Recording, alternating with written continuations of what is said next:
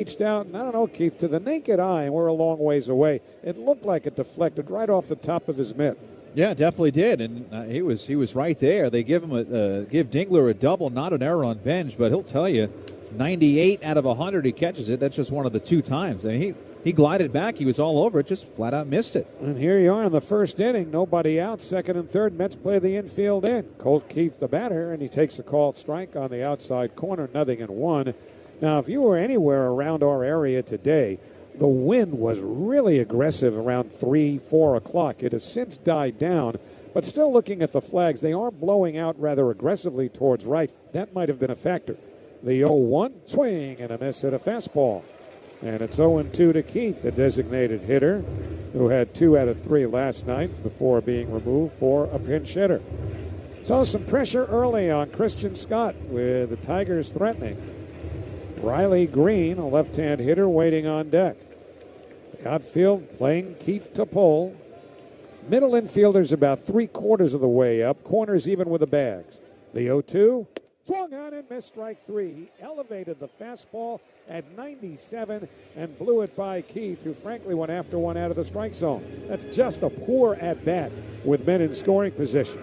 And I'll tell you what, when we saw Scott struggling against Minnesota, we mentioned the 5 walks, he kept missing up and up. Same area in the strike zone, and he's been throwing up a lot tonight. Keith just helped him out and chased. And here's a guy who can help out his team or the opposition, Riley Green. Power and strikes out a lot. First pitch, fouled off to the left and out of play, 0-1. So that first Met strikeout brought to you by Weichert Realtors. Don't settle for a good agent, go for a great one at Weichert.com. Now all 4 infielders are up, as opposed to in the previous at-bat where the middle infielders were about 3/4 up. 0-1 the count to Green. Here's the pitch. Swinging a liner up the middle, a base hit going into center field. In comes McGonigal, Dingler right behind him. Throw to the plate by Ewing is cut off at the mound by Vientos, and holding at first with an RBI, a 2 RBI single, is Riley Green. And for the second straight night, the Tigers have taken a 2-0 lead. And this time they score a couple before the Mets even come to the plate. Yeah, Keith, you get him to chase, and Riley Green, though, right behind him. It's near impossible to slow him down. He drove in a lot of runs last year, 111 of them. Now he's up to 22. I mean, that's just easy pickings for a guy like Riley Green, second and third infield in. There's Matt Verling, right-hand batter. First pitch is taken high again, 1-0. And as Keith mentioned, this is where Scott has been missing upstairs. Riley Green with that hit has now been on base in 23 consecutive games. Vientos holding against him at first.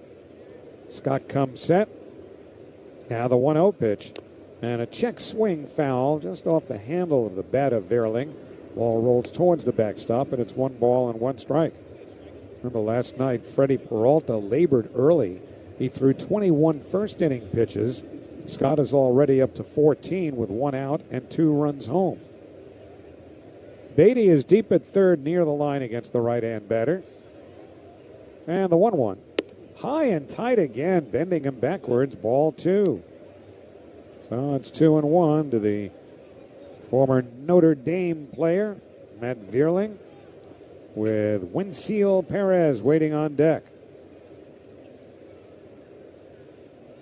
Scott comes set at the belt. 2-1 pitch. Breaking ball is high. That time it was a cutter, but that too missed upstairs, and now it's 3-1. One thing the Mets do not need is a short start tonight. Boy, was Carlos Mendoza elated that Freddie Peralta was able to give him that 6th inning last night and save some pen. 3-1 the pitch. Swing and a miss at a fastball. And it's 3-2 on Matt Verling. I mean, even that was letter high. That was in the strike zone, but letter high. If you're a hitter right now, I mean, just seeing the pattern, that's where you should look, just that top bar of the strike zone right now, because if he's throwing you a strike, that seems to be the only spot he's landing one. Well, we'll see if they start Green here on 3-2 with 1 out. 2-0 Tigers in the first. Scott sets. Runner does not go, and the pitch fouled back to the screen. Mets defensive alignment brought to you by Orland & Cohen Orthopedic Group, ranked number 1 in New York by Kessel Connolly. They've got specialists for that. Vientos at first, Semien at second, Bichette at third, Beatty at third. Taylor, Ewing, Benj, left to right in the outfield with Torrens behind the plate. He'll be there quite often now with Alvarez out. 3-2, not running from first. The pitch driven in the air to right center field. Bench started back, now moves in and makes the catch for the second out, and back to first goes Green. So 2 away, and Wensiel Perez will be next. Perez, a switch hitter, batting left-handed, went 1 for 4 last night. He's batting just $173 on the year with 2 homers and 8 runs batted in. This is a Tiger team that's lost 6 of its last 7. And in those games, only scored 19 runs. First pitch, breaking ball over for a called strike. A good sweeper at the knees. One of the few pitches that Scott has thrown down in the strike zone. And he's ahead 0-1 on Wensiel Perez. Played 10 games at Toledo at the start of this year. Now the 0-1 pitch. High and tight, backing him away from the plate. And the count, 1 ball and 1 strike with power hitting Spencer Torkelson waiting on deck. Mets pitching over the last 10 games has been really good. The bats until last night, slumbersome, to be sure. The 1-1 fouled straight back over the screen, and it's 1-2 now to Perez. But over the last 10 games, Mets staff earned run average just 2.64. If they'd hit only a little bit in some of those games, they might be in a somewhat better position than they are right now, but they've dug quite a deep hole. 1-2 to Perez. The pitch, breaking ball hit high in the air to right field. He got under it, and now so will Carson Bench. He's waiting, makes the one-hand catch, side retired. Tigers scored 2 runs on 2 hits. No errors, 1 man left, middle of the first. Tigers 2, and the Mets coming up on Odyssey Mets Radio, powered by the all-new Nissan Sentra. Let's go, Mets!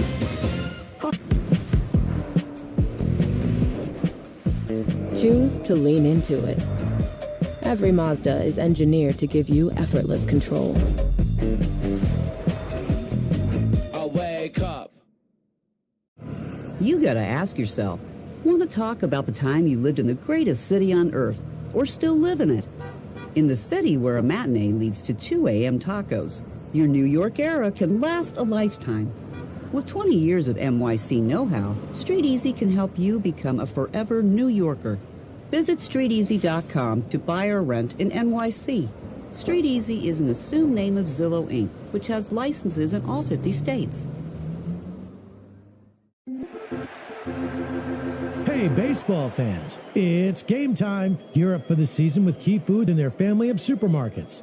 Your one-stop shop for all your game day essentials. Whether you're grilling up hot dogs or snacking on peanuts and popcorn, Key Food has you covered with a selection that never strikes out. Plus, as proud sponsors of Odyssey Mets Radio, Key Food and their family of supermarkets brings every thrilling moment straight to you. Key Food. The difference is key.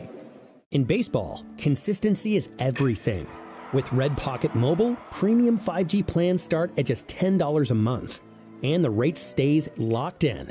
So no sudden price changes, no surprises down the line, just wireless that delivers a price guarantee month after month. Visit redpocket.com to see why more Americans are switching to better wireless without paying more. Red Pocket Mobile is a proud sponsor of the Mets Radio Network. Red Pocket Mobile, your new ultimate cell carrier. From first call to...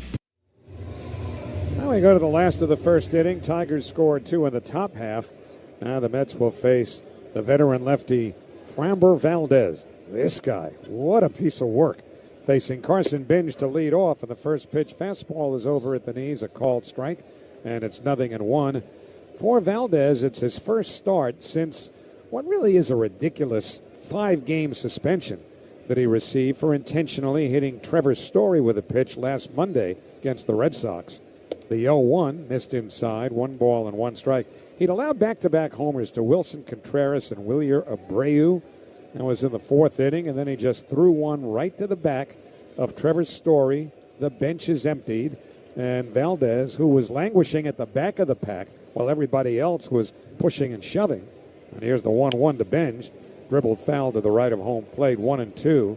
Well, anyway, he was ejected, and in the loss wound up giving up 10 runs, 7 of which were earned in 3+ innings. But remember, this is the same guy who intentionally crossed up his own catcher last year with Houston and drilled him in the chest. Here's the 1-2. Swing and a bouncing ball to the right side. McKinstry, the second baseman, up with it. Shoots it over to first in time, and Benj is out. One man away. And Valdez was a free agent during the winter. And there was talk that Mets would have interest in him. And however interested they were or weren't, I think a lot of people around here probably feel just as well that they went elsewhere for their pitching shopping. Obviously, they made the deal for Freddie Peralta, but guys like this can just be more trouble than they're worth. Here's Bo Bichette, first pitch, taken on the outside corner, a curve, strike one call. I remember a lot of players, ex-players, active players saying that stuff reverberates through a clubhouse. You don't want that kind of guy on your team. He's going to hurt your own player. I mean, that really got a lot more play than it should have, but it was for a reason. The 0-1, line foul down the right field side, 0-2. In that context, he at least was, on that last week's occasion, the epitome of a bad teammate. You know, you hear all the time that certain guys are great teammates, and a lot of people roll their eyes when they hear that. Must mean he's a 240 hitter, right? The 0-2 to Bichette, hit hard on the ground to short, right at, well, Zach Short. He's up with it, throws to first in time, 2 men away. But what Valdez does when he's not crossing up people or drilling you in the back is get ground balls. And he's gotten 2 of them so far. One of the best in baseball at getting ground ball outs. And this Dominican-born left-hander is a quality pitcher. Make no mistake about that. He's 83 and 54 lifetime. This year he's in the top 10 in most runs allowed in the American League. He's 9th. Hits a lot of batters, too, as we know. And here's Juan Soto. First pitch to the left-hand hitter. Big swing and a foul straight back. 0-1. He's already plunked 4, including Story. Soto with a couple of hits last night. Still 4 for his last 31. Batting .271, 4 homers, 11 RBIs, and he's done very little against left-handed pitching. Here's the 0-1. Breaking ball is low. 1 ball and 1 strike. The slider there from Valdez. Soto was just 6 for 38 against left-handers, but he has 3 hits and 7 trips against Valdez. Tigers 2, Mets nothing. 2 out, nobody on here in the last of the first. Valdez from the third base side of the rubber deals 1-1. Swinging a bouncing ball to first, backing up Torkelson. He gloves it, trots to the bag, and plenty of time to beat the jogging Soto, and that retires the side. Nothing across. 3 ground ball outs, and at the end of 1, the Tigers 2, the Mets nothing. On Odyssey Mets Radio, powered by the all-new Nissan Sentra. Let's go, Mets!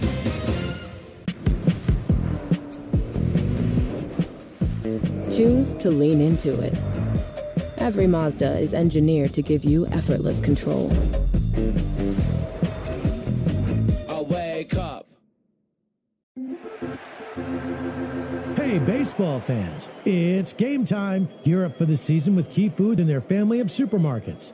Your one-stop shop for all your game day essentials. Whether you're grilling up hot dogs or snacking on peanuts and popcorn, Key Food has you covered with a selection that never strikes out. Plus, as proud sponsors of Odyssey Mets Radio, Key Food and their family of supermarkets brings every thrilling moment straight to you. Key Food. The difference is key.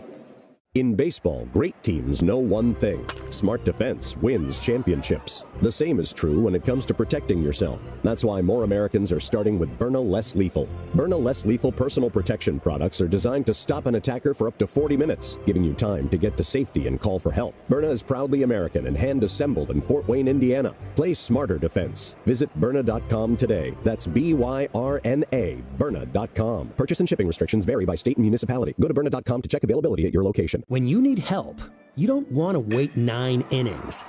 With Red Pocket Mobile, a real person answers in 2 minutes or less, by phone or chat. No long holds, no automated runaround. Just real customer support that's ready when you are. Visit redpocket.com to see why more Americans are switching to better wireless without paying more. Red Pocket Mobile is a proud sponsor of the Mets Radio Network. Second inning at Citi Field. Tigers 2, Mets nothing. Christian Scott struggled through a 23-pitch first inning. allowing a 2-run single to Riley Green. And so he'll face the bottom third of the Detroit batting order, beginning with Spencer Torkelson, right-hand hitting first baseman, big power. First pitch, breaking ball, snaps over the outside corner. Good sweeper, and it's 0-1 on Torkelson, who went 0 for 3 with a sac fly in last night's game. Batting just .206, he has 6 homers and 16 runs batted in. He's had a couple of 31 home run seasons in the big leagues, including last year. And the 0-1 taken low and away, another breaking ball, and it's 1-1. He was the first overall pick in the draft in 2020. And the count 1-1 to him with the outfield deep and straight away. Now Scott's 1-1, high and tight again. And it's 2 balls and 1 strike as we come to you live from the Bob Murphy broadcast booth. Proudly presented by Bigelow Tea. Bigelow Tea, grab a mug and tea proudly. We will do so aggressively tomorrow for the day game after the night game. The 2-1, a broken bat roller up the first base line, foul. But the top part of that bat just kind of turned into toothpicks and flew out about halfway between home and third. And so that's picked up somewhat gingerly by the third base coach of the Detroit Tigers, Joey Cora, who formerly had that role with the Mets under Buck Showalter. He was carrying that away from his body like it was a dirty napkin. Or a dead bird, you know? He was very, very dainty about that. Yes. 2-2 to Spencer Torkelson. And Scott deals. Breaking ball swung on and missed, strike 3. So going to that sweeper a little bit more. Comes up with his second strikeout. 1 away, and it'll bring up Zach McKinstry, the second baseman. And by the way, I think I owe my friend Johnny Franco an apology, because I seem to remember that not long ago he had his left shoulder, which is his throwing shoulder, repaired surgically. And that first pitch that he threw, which was just a bit outside, was that wasn't John. McKinstry hits one on the ground up the middle, a base hit going into center field for the light hitting, generally, Zach McKinstry. A 172 hitter, but he's aboard with a 1-out single, and it'll bring up Zach Short, who was a Met for about 5 minutes. Well, you're saying John Franco should have done the rehab first pitch tour, going to St. Lucie, throw it out, then Brooklyn, Binghamton, and Syracuse before the debut, because, he let it go, and I could see, John doesn't have a lot of red in his Italian face. He got a little red there. I don't think he liked that too much. Well, I feel bad because I think it was his left shoulder. It would make sense. Here's Short. First pitch swung on and missed. 0-1. So it's not about giving him the benefit of the doubt. It's just about telling the truth. Got a bad wing, surgically repaired, on his way back. I say bring him back for a first pitch sometime in July. And he'll throw a seed. Throw to first, and diving back is McKinstry. It's always good to see Johnny. He's always out here, visit with us, say hello. So, I don't know. He's a good guy. We give him the benefit of the doubt all the time. We love Johnny. He's a friend of all of us around here. Pitch on the way, fouled back to the screen. And the count, no balls and 2 strikes to Short. He was wearing the Italian Heritage Night jersey. I was wondering if he was going to have his dad's orange sanitation jersey. Yeah. Remember he used to wear that under his jersey every single time out there? That would have been fitting. Madge is sporting that shirt tonight, too. It's actually a handsome-looking item. I said item. Here's the 0-2. Runner goes, and the pitch fouled back to the screen. Madge is getting all, flustered? No, he was kind of puffing his chest out. And I said it's a handsome-looking, I think, item. That would be Madge muting Howie, saying, that's enough of that. Many have tried and actually campaigned for that, but that's the only guy right behind us who could pull it off. Unless Franco put him up to it. Here's the 0-2 to Short, and that rides high. 1 ball and 2 strikes. Well, I know they'll be here in a couple of days, but as we like to say, you don't get this with Dave and Susan. No. You don't get this kind of material. Got to pay extra for that.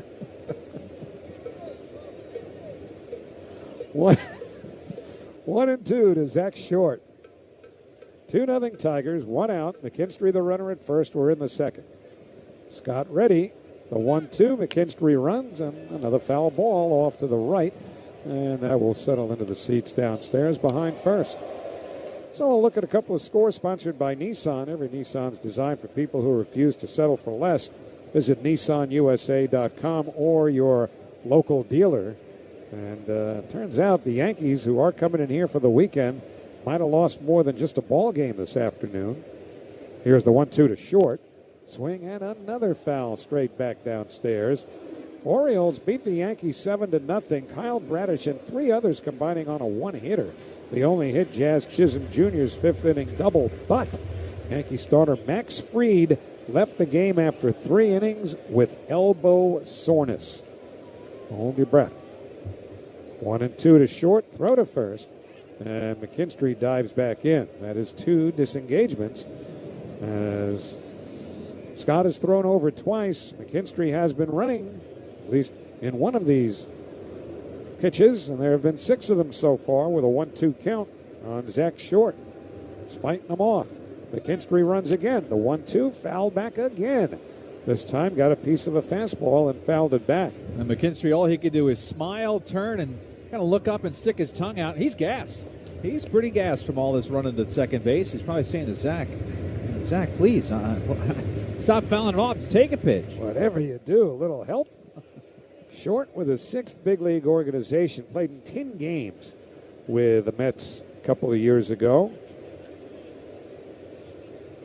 1-2 the count. McKinstry does not run, and the pitch driven in the air to left center field. Ewing moving to his right is under it, and he makes the one-hand catch for the second out. McKinstry back to first. So 2 men away, and Kevin McGonigal will be the batter. We'll pause for station ID. This is Odyssey Mets Radio on WHSQ and WCBS-FM HD2, New York. Howie Rose, Keith Rad with you at Citi Field. Tigers 2, Mets nothing. 2 out top second. McKinstry at first being held on by Vientos. McGonigal walked and scored on the first. Takes high and tied a cutter for ball 1. Phillies and the Red Sox are tied 1-1 as they play the top of the 4th in Fenway, in front of not only T-Mac broadcasting the game for the Phillies, but our friend Eddie Coleman. The 1-0 fouled straight back out of play, and it's 1-1. Eddie now retired and living. Is he in Maine now? New Hampshire, New I Hampshire. think. The same thing. But anyway, he's up there in that part of New England, enjoying retired life, and he's at Fenway tonight. Really, could you tell the difference between Maine and New Hampshire if you were never there? The 1-1. Change up outside, 2 balls and 1 strike. What a difficult place to put your partner in there.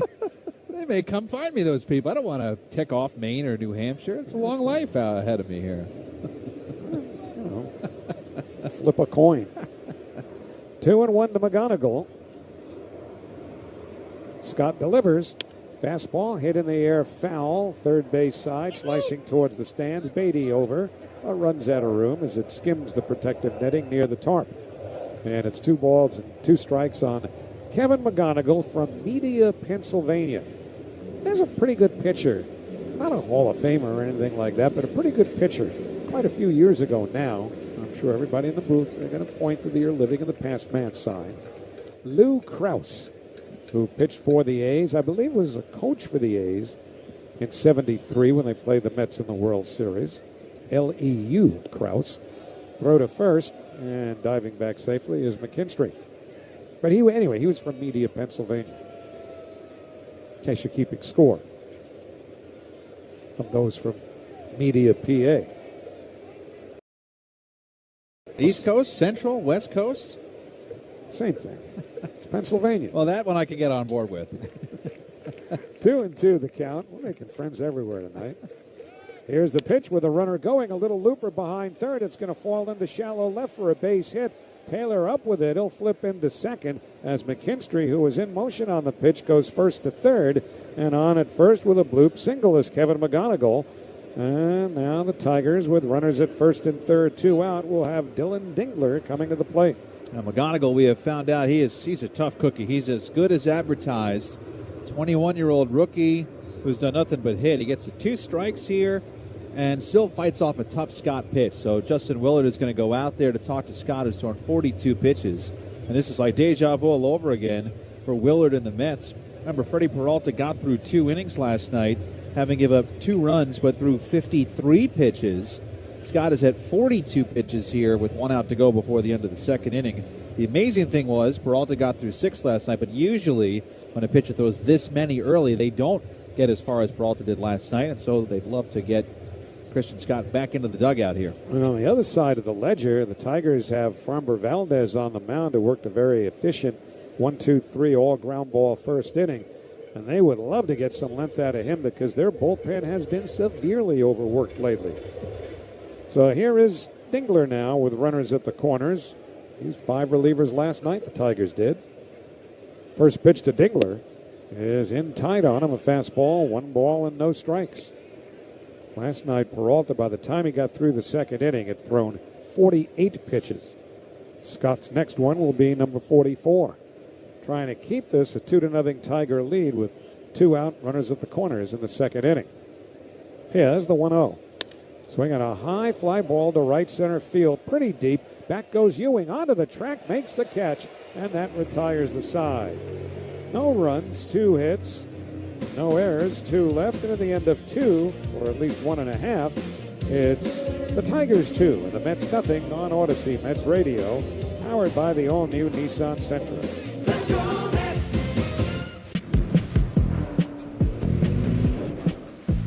Choose to lean into it. Every Mazda is engineered to give you effortless control. I wake up. In baseball, great teams know one thing: smart defense wins championships. The same is true when it comes to protecting yourself. That's why more Americans are starting with Byrna Less Lethal. Byrna Less Lethal personal protection products are designed to stop an attacker for up to 40 minutes, giving you time to get to safety and call for help. Byrna is proudly American and hand-assembled in Fort Wayne, Indiana. Play smarter defense. Visit Byrna.com today. That's Byrna, Byrna.com. Purchase and shipping restrictions vary by state and municipality. Go to Byrna.com to check availability at your location. Hey, baseball fans, it's game time. Gear up for the season with Key Food and their family of supermarkets. Your one-stop shop for all your game day essentials. Whether you're grilling up hot dogs or snacking on peanuts and popcorn, Key Food has you covered with a selection that never strikes out. Plus, as proud sponsors of Odyssey Mets Radio, Key Food and their family of supermarkets brings every thrilling moment straight to you. Key Food. The difference is key. When you need help, you don't want to wait 9 innings. With Red Pocket Mobile, a real person answers in 2 minutes or less, by phone or chat. No long holds, no automated runaround. Just real customer support that's ready when you are. Visit redpocket.com to see why more Americans are switching to better wireless without paying more. Red Pocket Mobile is a proud sponsor of the Mets Radio Network. Red Pocket Mobile, your new ultimate cell carrier. Great moments in baseball have been broadcast on the radio. We go to the last of the second inning with the Tigers leading the Mets 2-0. Middle of the order for the Mets: Mark Vientos, Marcus Semien, and Brett Beatty due up. And you know the Yankees are going to be here over the weekend for the Subway Series, and you may or may not know that there is the potential for a Long Island Railroad strike beginning on Saturday. Talk about the havoc that could play on the roads, particularly those leading to Citi Field. So take note of that. First pitch to Vientos is hit foul into the second deck behind first. So 0-1 to Vientos, but plan ahead, allow for additional travel time. If you're coming from Long Island, the Mets have added some extra Citi Field direct shuttle capacity from Roosevelt Field and Walt Whitman malls. The 0-1 to Vientos, punched in the air down the first base side, slicing into the seats, downstairs and out of play. And it's 0-2. There's going to be a new shuttle route from the Manhasset LIRR station serving the Port Washington line area. So you can get here through ground transportation from those locations. And, you know, there'll be more subway service, direct shuttle service, ferry service, ride-share options, city bike access, as well as driving, of course. But if you can get here, mass transit without the railroad, do it. The 0-2 breaking ball low inside, and it's 1-2. In fact, the first game of the series, Friday night's going to be a fireworks night. So enjoy the show after the Mets and Yankees, weather permitting. Get your tickets now at Mets.com/fireworks. 1-2. Valdez kicks and deals to Vientos. Swing on a liner over short, base hit going into left field for Mark Vientos. So Mark, who's been picking it up lately with a bat, delivers a leadoff single here in the second. And so the Mets have their first hit of the game. And Marcus Semien will be up next. And as I'm sure you know, the Mets' first hit of the game was brought to you by Hudson Honda, where bad credit's no problem. Get approved fast and hit the road. Visit HudsonHonda.com today. Semien in our fifth batter spotlight. First pitch on the inside corner. A sinker. It's 0-1. That's brought to you by Key Food. Look for all of your favorite products at your local Key Food. Key Food and their family of supermarkets. Here's the 0-1.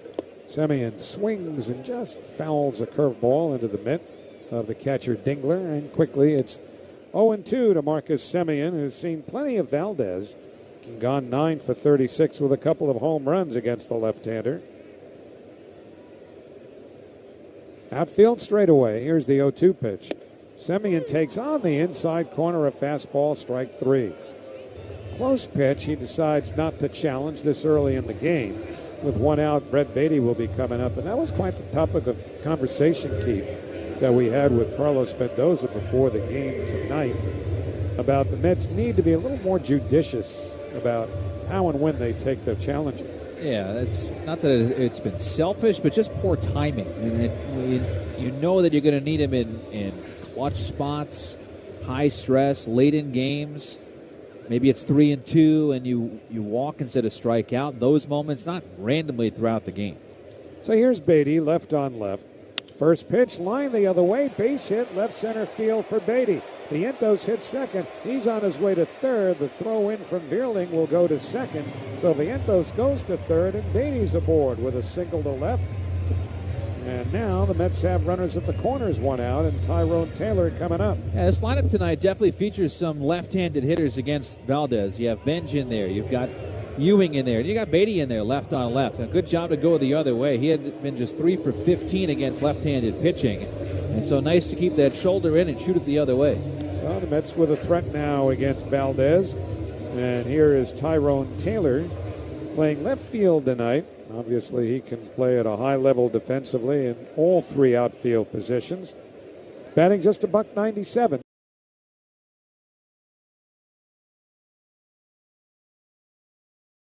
First pitch to the right-hand hitter. Breaking ball, and that's over for a called strike. 0-1.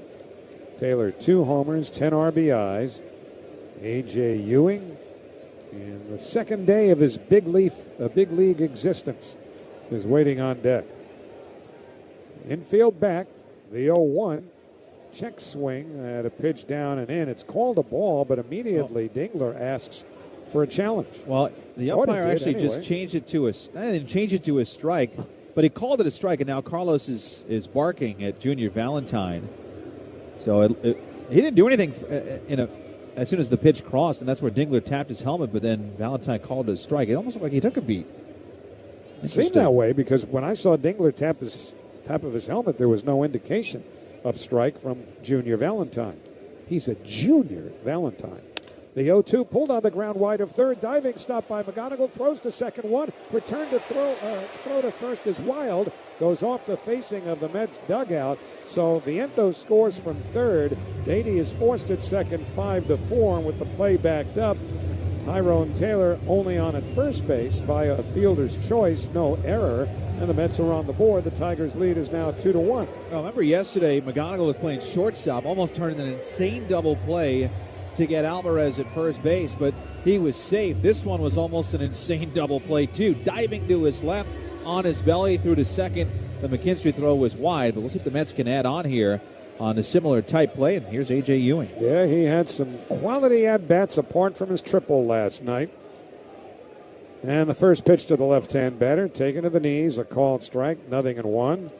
At first at-bat in particular, when he was able to work out a walk, was particularly impressive to Carlos Mendoza and many others around here. First Met ever to get a triple in his major league debut. Here's the 0-1.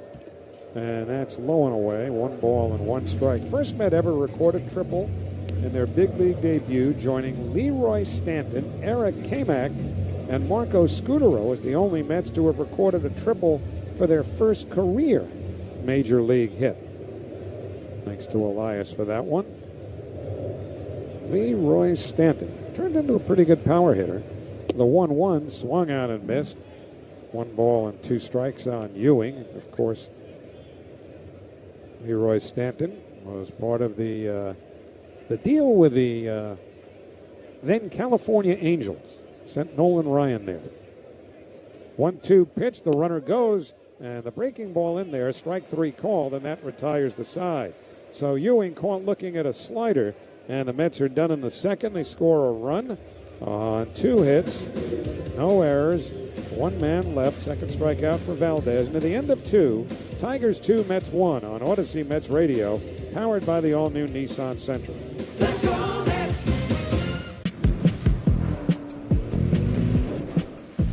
Choose to lean into it.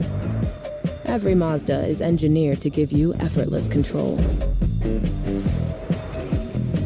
I wake up. In baseball, consistency is everything. With Red Pocket Mobile, premium 5G plans start at just $10 a month. And the rate stays locked in. So no sudden price changes, no surprises down the line, just wireless that delivers a price guarantee month after month. Visit redpocket.com to see why more Americans are switching to better wireless without paying more. Red Pocket Mobile is a proud sponsor of the Mets Radio Network. Red Pocket Mobile, your new ultimate cell carrier. In baseball, great teams know one thing. Smart defense wins championships. The same is true when it comes to protecting yourself. That's why more Americans are starting with Byrna Less Lethal. Byrna Less Lethal personal protection products are designed to stop an attacker for up to 40 minutes, giving you time to get to safety and call for help. Byrna is proudly American and hand-assembled in Fort Wayne, Indiana. Play smarter defense. Visit Byrna.com today. That's B-Y-R-N-A, Byrna.com. Purchase and shipping restrictions vary by state and municipality. Go to Byrna.com to check availability at your location. It's game time and you don't want to miss a pitch. So why not do all your grocery shopping right from your own dugout? Go to shop.foodbazaar.com. Use promo code FANSGET10 and get $10 off your first order of $50. Never miss a pitch and get $10 off your first order of $50 at shop.foodbazaar.com. Food Bazaar Supermarket, proud sponsor. Third inning at Citi Field. Tigers leading 2-1, Mr. Red. Yes, they are. And Colt Keith leads off for Detroit. First pitch from Scott. Lefty takes a breaking ball for a strike, a sweeper, and it's 0-1. Already the 45th pitch thrown by Christian Scott, so looking to be more efficient and economical. He's having trouble finding the zone early in his outing. Here's the 0-1. Strike on the outside corner with a fastball, and it's 0-2.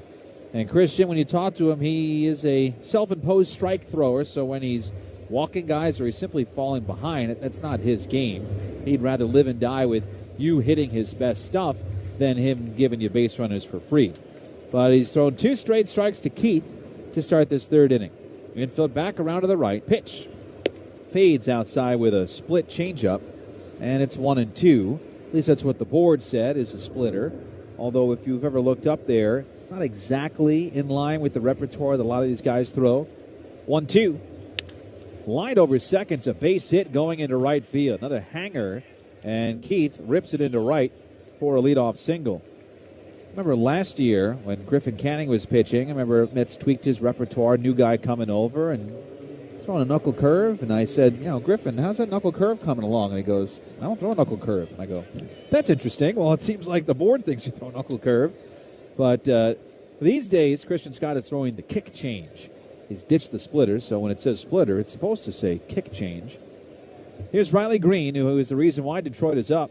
First pitch bounces up there, and it's ball 1.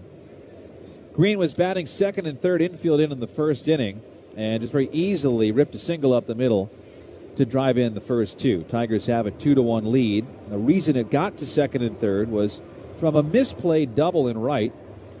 A line drive off of Carson Benj's glove. 1-0. Missed outside a fastball. That's 2 balls and no strikes on Riley Green, who is definitely coming into his own. Former top prospect who has really built his power, his reputation, and hitting cleanup for the Tigers. 2-0. Hit toward third base, grabbed by Beatty, turns and throws to second, covered by Simeon. He's got it. Throw to first is in time for the double play. It goes 5-4-3, and the reason it was a little quirky was because the Mets were in a bit of a shift. The shortstop, Bo Bichette, was right near second, and Beatty just threw the ball to the bag where Simeon was covering. Bichette was standing 3 feet behind Simeon at second base, and Marcus came all the way over from his spot to then turn and fire a strike to Vientos. So nice turn for the awkward-looking 5-4-3, at least from the fans here. And the pitch to Matt Vierling is a little inside, but a challenge coming from Luis Torrens. The catcher's challenging the pitch. Luis thinks this is a strike, and we'll see. First challenge of the night. And it was inside, so Torrens misses. A ball. New York has 1 challenge remaining. So that's certainly one of those where Carlos Mendoza probably not loving it. Really, what's the point there? You get strike 1 on Vierling. It's the 3rd inning, 2-1 Tigers. Doesn't swing a decision either way. Here's the 1-0. Fouled back to the screen, a sweeper. And it's 1 ball and 1 strike. Now, catchers will tell you that they're trying to steal an out for their pitcher, but it's not as if it's bases loaded and Scott falls behind and the team is bearing down. It didn't seem like the right time.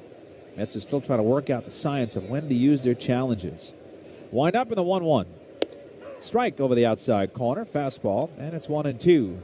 Apple Bank, where saving meets amazing. Apple Bank is a proud partner of the New York Mets. Visit applebank.com to learn more. 2 outs, 2 strikes. Scott winds and fires.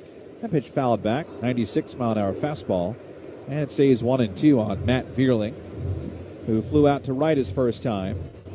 He's batting 5th. The Tigers, as banged up as they are not the exact lineup that they came into the season with. Guys like Gleyber Torres hurt. Javi Baez are hurt. 1-2. Breaking ball got him swinging. Snapped the sweeper on the outside corner to strike out Vierling. And Scott has an efficient inning where he faces the minimum thanks to a double play ball. No runs, 1 hit, and nobody left. Middle of the 3. Tigers up 2-1 on the Mets on Odyssey Mets Radio, powered by the all-new Nissan Sentra. Let's go, Mets!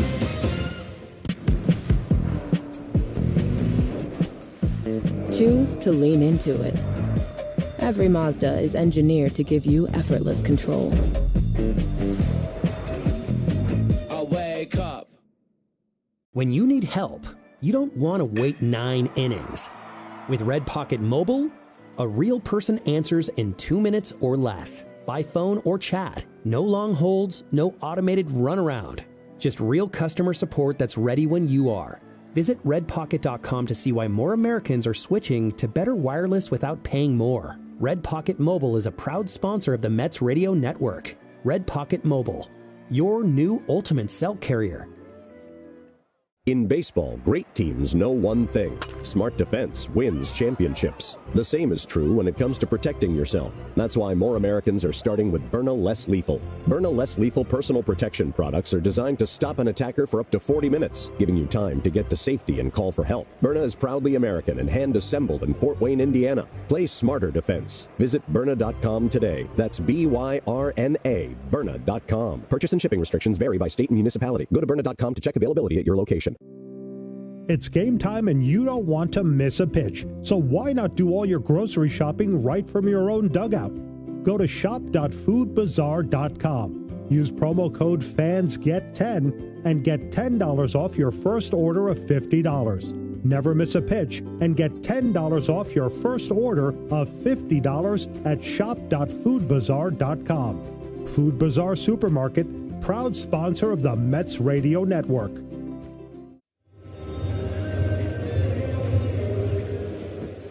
Mets chasing a run as we go to the bottom of the 3rd inning. It is 2-1 Tigers. Luis Torrens has not hit yet. It'll be Torrens and then the top with Benj and Bichette. First pitch from Fromber. Valdez's curve snaps a little bit low, and it's 1 ball and no strikes on Torrens, who is now the A1 catcher here with Francisco Alvarez hitting the injured list. Torrens in his 20th game is 10 for 48, with a 208 batting average. They'll wind up in a 1-0.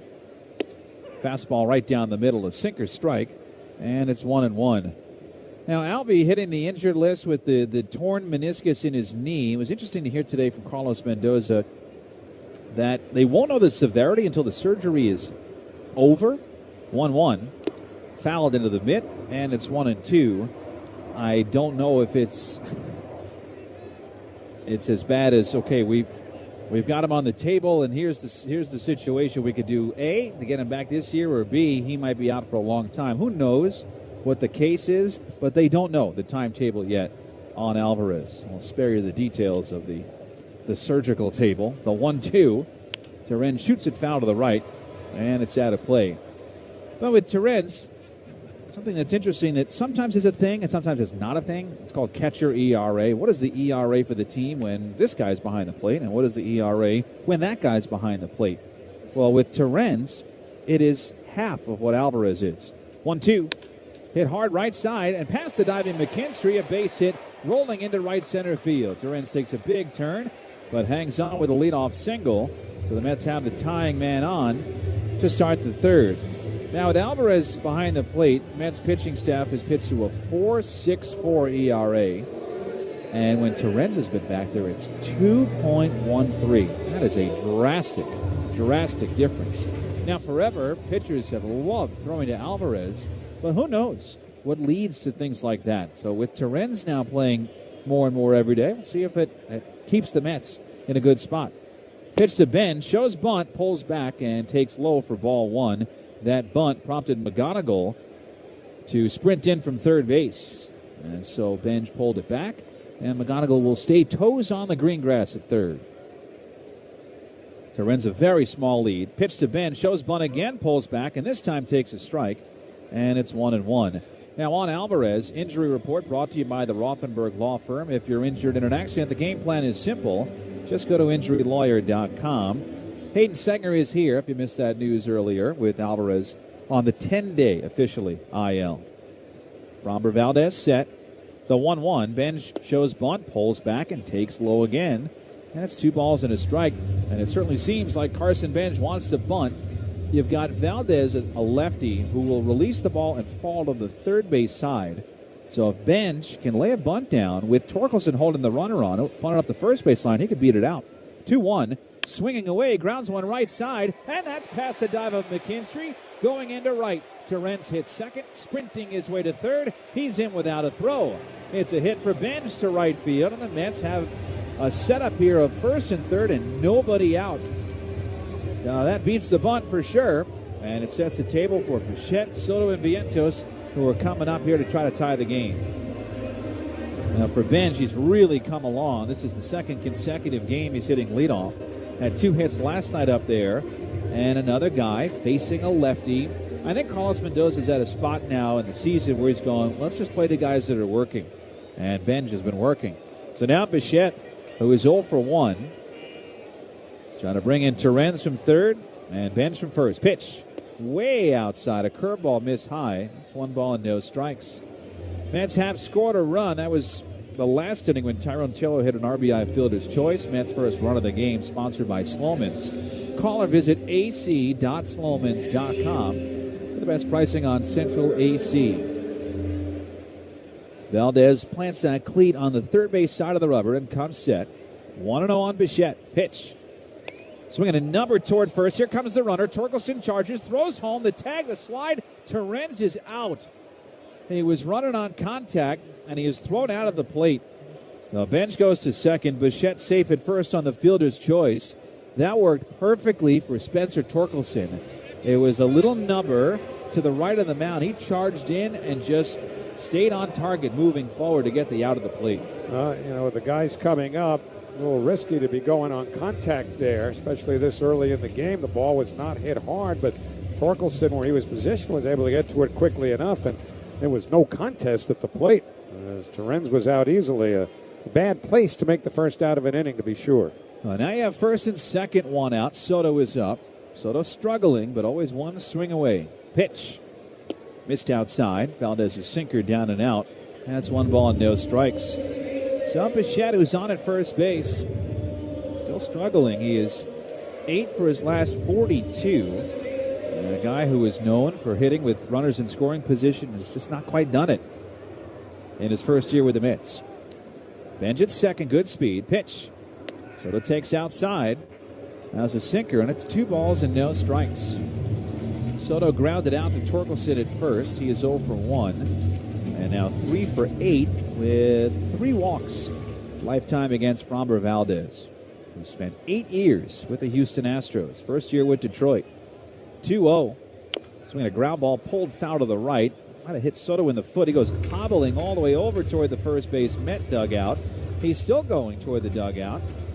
Leaning and planting and stepping right near the New York Presbyterian logo. Now he drops to a knee. Not that this is an everyday occurrence, but it's started to become an everyday occurrence. Mets are getting a lot of injuries, a lot of bang-ups for this position player group. They just lost Alvarez last night, mid-at-bat, to a meniscus tear. No Lindor, no Robert, no Bichette. And while they check on Soto, we'll pause 10 seconds. Station ID.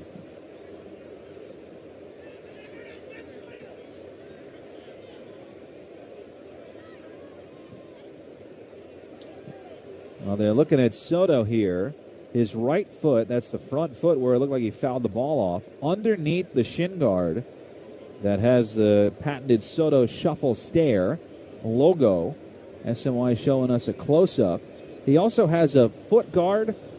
The foot guard and the shin guard, well, what he doesn't have is an ankle guard, and that's exactly where he fouled that ball off of. And Soto's a tough guy.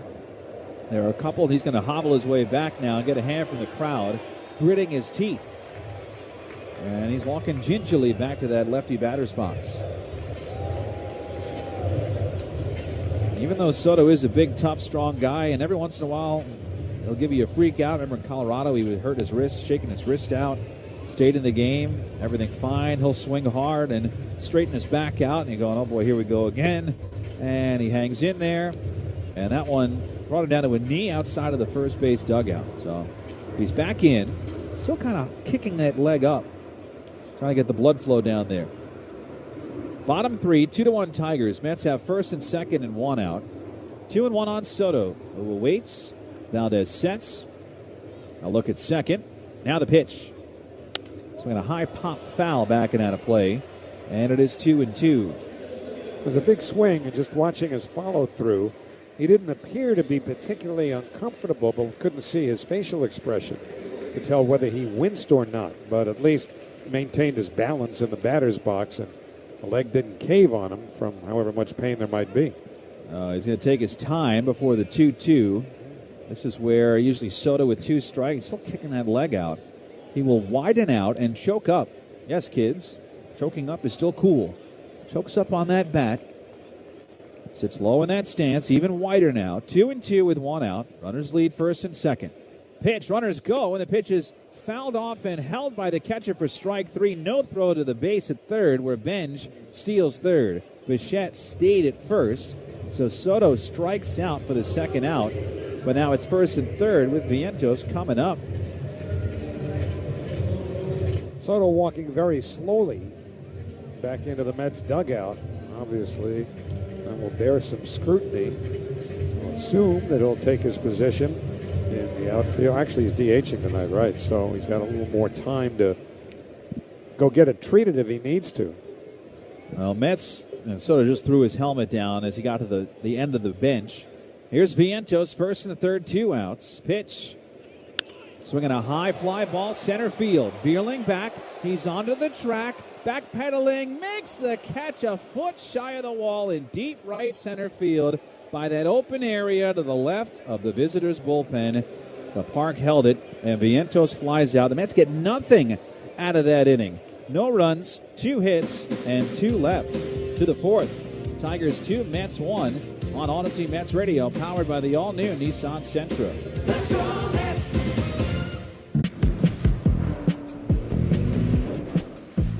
Choose to lean into it.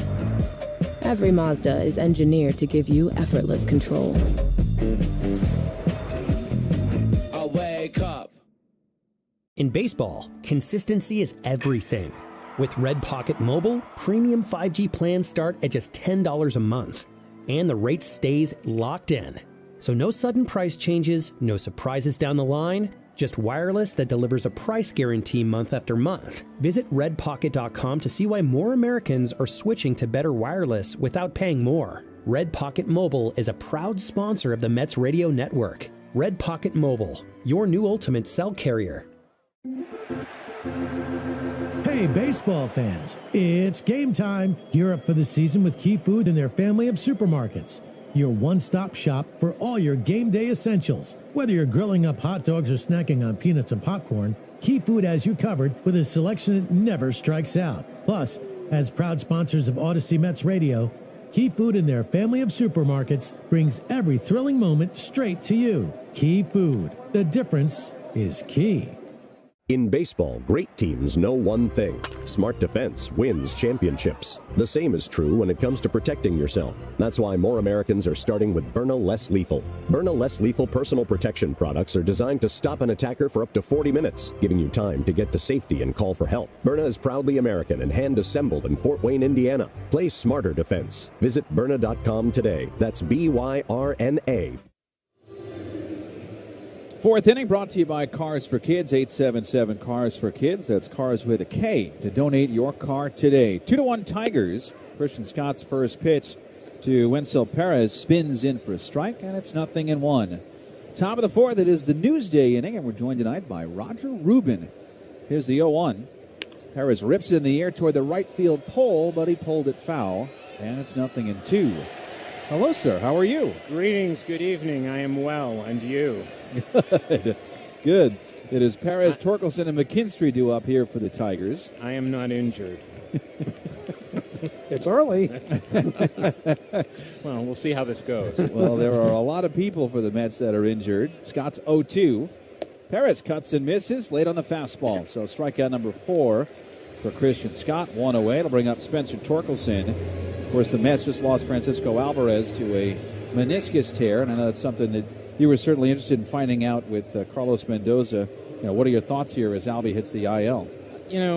This poor guy, he just keeps getting hurt, and he gets hurt in the strangest ways. He's had 2 thumb injuries. First pitch to Torkelson, swing and a miss, strike 1. Both thumb injuries were suffered on the bases. He tears the meniscus in his knee, swinging a bat. 0-1.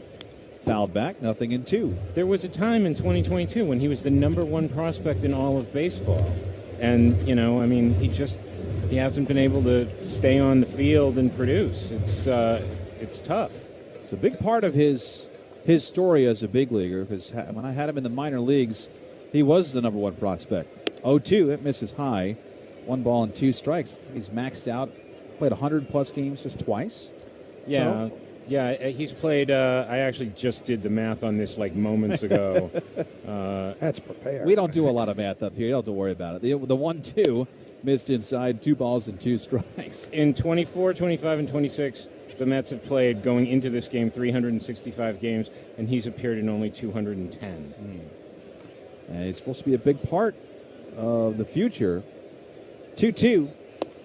Breaking ball just missed outside. Terrence thought it was strike 3. And it'll be 3-2 on Torkelson. 2-1 Tigers, top of the fourth. Next pitch from Scott, who's had to work tonight, will be number 65. Payoff pitch. Breaking ball inside. And it's ball 4. Another close one. So a strikeout and then a walk for Christian Scott, who has issued his second walk of the night. And it'll bring up Zach McKinstry. Well, for Alvarez, the other problem, too, is finding out from Carlos Mendoza is that we'll let you know how long he'll be out after the surgery is over, which is kind of unique. Yeah, it is unique. And, I know that 6 to 8 weeks is the typical meniscus recovery time. Pitch to Zach McKinstry, swing and a miss and a back foot sweeper, 0-1. But, I also think that people need to bear in mind what position this guy plays. Mm-hmm. And that, catchers and knees, that this is always an issue for catchers, the knees. Scott set, runner at first. The 0-1. Line foul, and it's 0-2. That's a good point. And I think, too, Roger, that a lot of what we were talking about just a moment ago with the litany of injuries that he's had, however odd they might have been at the time, they also have a cumulative effect. As you get banged up in various parts of your body over a few years, It limits what you can do moving forward sometimes. 0-2, fouled back, and it stays 0-2 on McKinstry. I mean, the weird thing, it's the best thing and the worst thing, okay, which is that he's young. Young people tend to recover better, recover faster, which is great, but, it also means that he's missing time during, seasons that guys are in their prime. Scott set, runner at first, one out. 0-2. Lifted in the air down the right field line, but it's foul. He pulled it into the seats, and it stays 0-2. And say he does come back and he doesn't catch as much, and he'll have to DH. There's a lot of guys that the Mets would rather DH than Alvarez in a sense because they need him back there to catch. And they have a lot of guys that have some lower body calf problems that they'd like to DH too when they're all healthy. 0-2. Missed up high. 1 ball, 2 strikes. Lindor's a calf. Polanco's Achilles. Roberts the low back. All these guys are not going to come back and play in the field for 9 innings either. No, I totally understand it. And there are guys who are, can only be in the field, 4 days a week maybe. It's all these position players. 1-2. Fouled off left side. That stays a ball and 2 strikes on McKinstry. All of these hits to the lineup, are just devastating. I was taking a look at, what teams had the most guys on the IL and whatever, and, the Dodgers have put more people on the IL this season than anybody, but it's almost all entirely pitchers.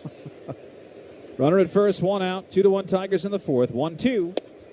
Got him looking at the knees. Spun the sweeper. Stayed that bottom line. It didn't drop too far below the zone. And McKinstry down looking with a backwards K. I'm not trying to undersell the value of pitching when I say this thing about the Dodgers, but, these guys are everyday players.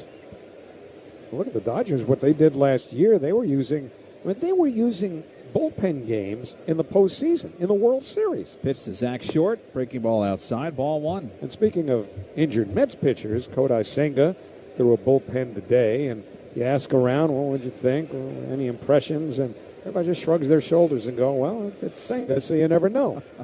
Well, yeah, I mean... The 1-0, fouled back 1-1. The getting onto the pitching staff for Senga, I mean, this isn't really where the Mets need the most help. I mean, it's the position players. It's the lineup. It's the fact that in 18 of their previous 41 games, they've scored 2 runs or fewer. Mm-hmm. Runner at first, 2 outs, 1-1 on Short. Pitch from Scott. Breaking ball missed inside. 2 balls and 1 strike. And when you get off to a bad start, that's one thing, but when you get off to a bad start and then you get hurt, that is usually a disaster situation when you don't have Lindor coming out of a slump. He's on the IL, and the rest of the gang in the position player group. 2-1, swing and a miss, and it is 2-2. Yeah, Lindor is, as close to indispensable as you get. I mean, he's playing the shortstop position, premium position, and, an important hitter for the team. 2-2. Inside, it hit something. Short is shaking his hand out. They're going to call this a hit by pitch. Now, Kai Correa, the Mets bench coach, will go to the phone just to make sure that the replay room did not have that hitting the bat. But it didn't sound like it hit wood. It sounded like it hit hand. And I'll take a look at the replay. Yeah, it got him on his hand protective padding there. So Short, on the 2-strike, 2-out pitch, gets hit to extend the inning. First and second now with Torkelson getting into scoring position. Back to the top of the order for Kevin McGonigal, who's been a tough guy to get out in this series. He was on 3 times last night. He's been on twice tonight. And Scott is also at 77 pitches. 2 outs, top of the fourth, 2-1 Tigers. Roger Rubin of Newsday joining us here in the booth. McGonigal sits low in that lefty stance. First pitch. Missed outside a sweeper, and it's 1 ball and no strikes. I know Madge is going to want to know about Rick Pitino and St. John's. I know you cover that beat like the back of your hand. Can you give us something? Can you give us anything? Or is this you're on the Mets clock and that's it?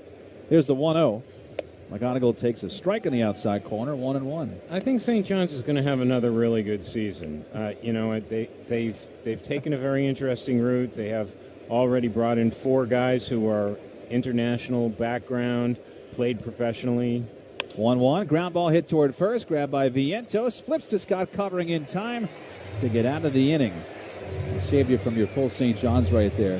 There you go. People will have to read about it in Newsday. Roger Rubin of Newsday. Thanks, Roger. Good to see you. We go to the bottom of the fourth at Citi Field. Tigers 2, Mets 1 on Odyssey Mets Radio, powered by the all-new Nissan Sentra. Let's go, Mets!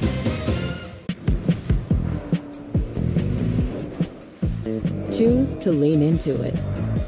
Every Mazda is engineered to give you effortless control. Wake up. When you need help, you don't want to wait 9 innings. With Red Pocket Mobile, a real person answers in 2 minutes or less, by phone or chat. No long holds, no automated runaround. Just real customer support that's ready when you are. Visit redpocket.com to see why more Americans are switching to better wireless without paying more. Red Pocket Mobile is a proud sponsor of the Mets Radio Network. Red Pocket Mobile, your new ultimate cell carrier.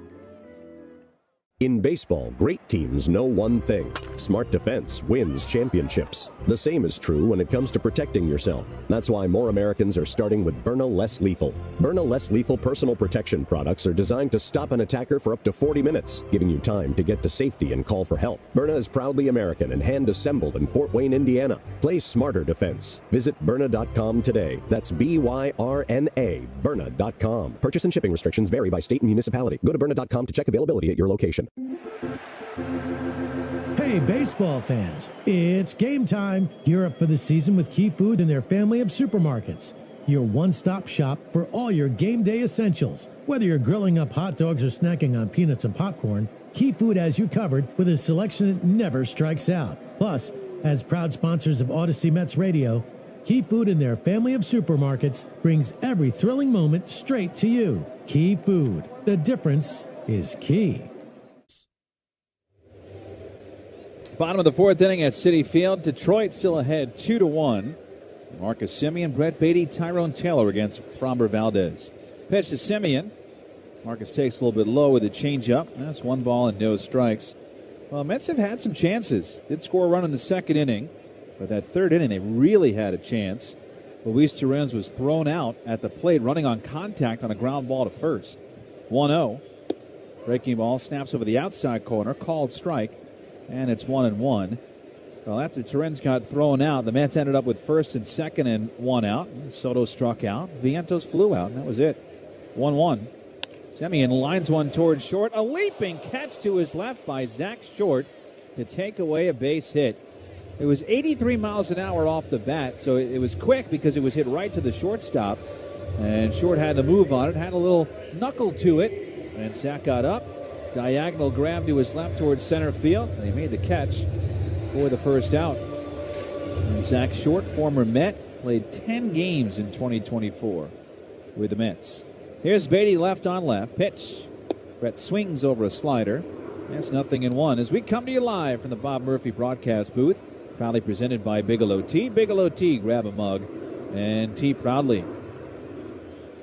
That's just 7-12 here at home this year. 9-13 on the road.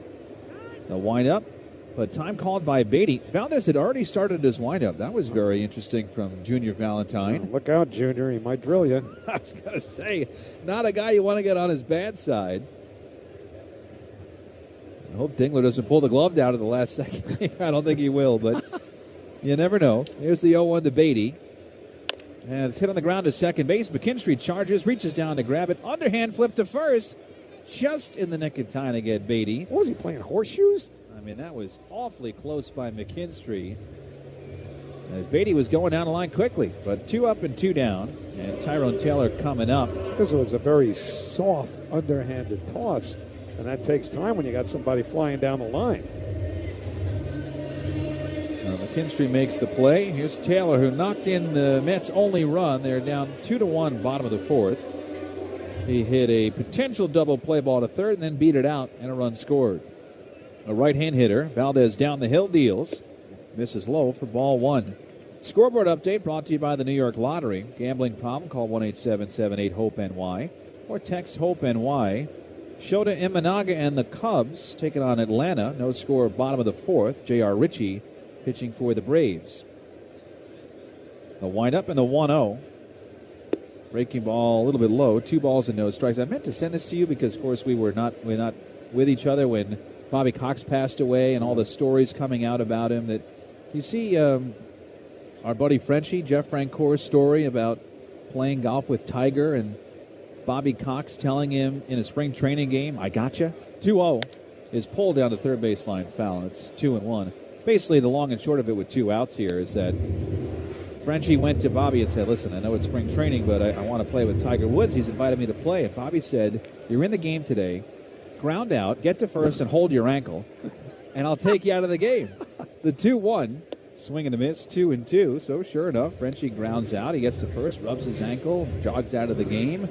And on his way to playing golf, his wife calls and goes, "What is this about you being day-to-day with an ankle injury?" Here's a 2-2 to Taylor. Missed up high, 3 balls and 2 strikes. There might be someone out there, but I have not heard of any player who ever left a team that was managed by Bobby Cox have something negative to say about him on the way out. Quite the impact for a long, long time. The windup and the payoff to Taylor. Pulled foul just inside Tim Leeper's shoelaces there in the third base coaching box, and it stays 3-2. I think I would say the same thing about Bruce Bochy. Can't remember anyone, and there may be a couple, but I just can't remember anyone who took exception to the way they were handled by Bobby Cox or Bruce Bochy. Valdez winds and deals a 3-2. It's popped up, foul ground off first. Torkelson following it over toward the warning track, makes the catch right on that little grassy area before the track to end the inning. Valdez has retired 5 straight, and that is his second 1-2-3 inning of the night, and we're off to the 5th at Citi Field. Tigers 2, Mets 1 on Odyssey Mets Radio, powered by the all-new Nissan Sentra.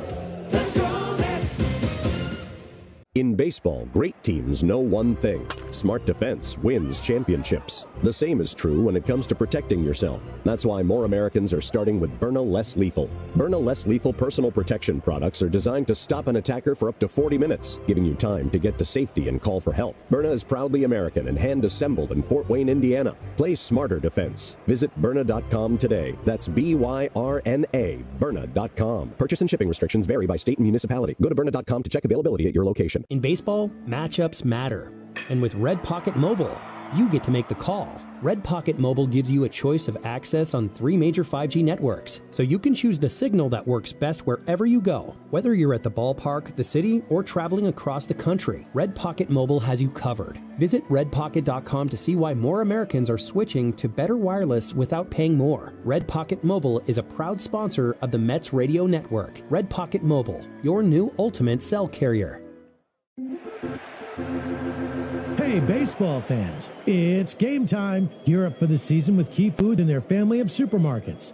Your one-stop shop for all your game day essentials. Whether you're grilling up hot dogs or snacking on peanuts and popcorn, Key Food has you covered with a selection that never strikes out. Plus, as proud sponsors of Odyssey Mets Radio, Key Food and their family of supermarkets brings every thrilling moment straight to you. Key Food. The difference is key.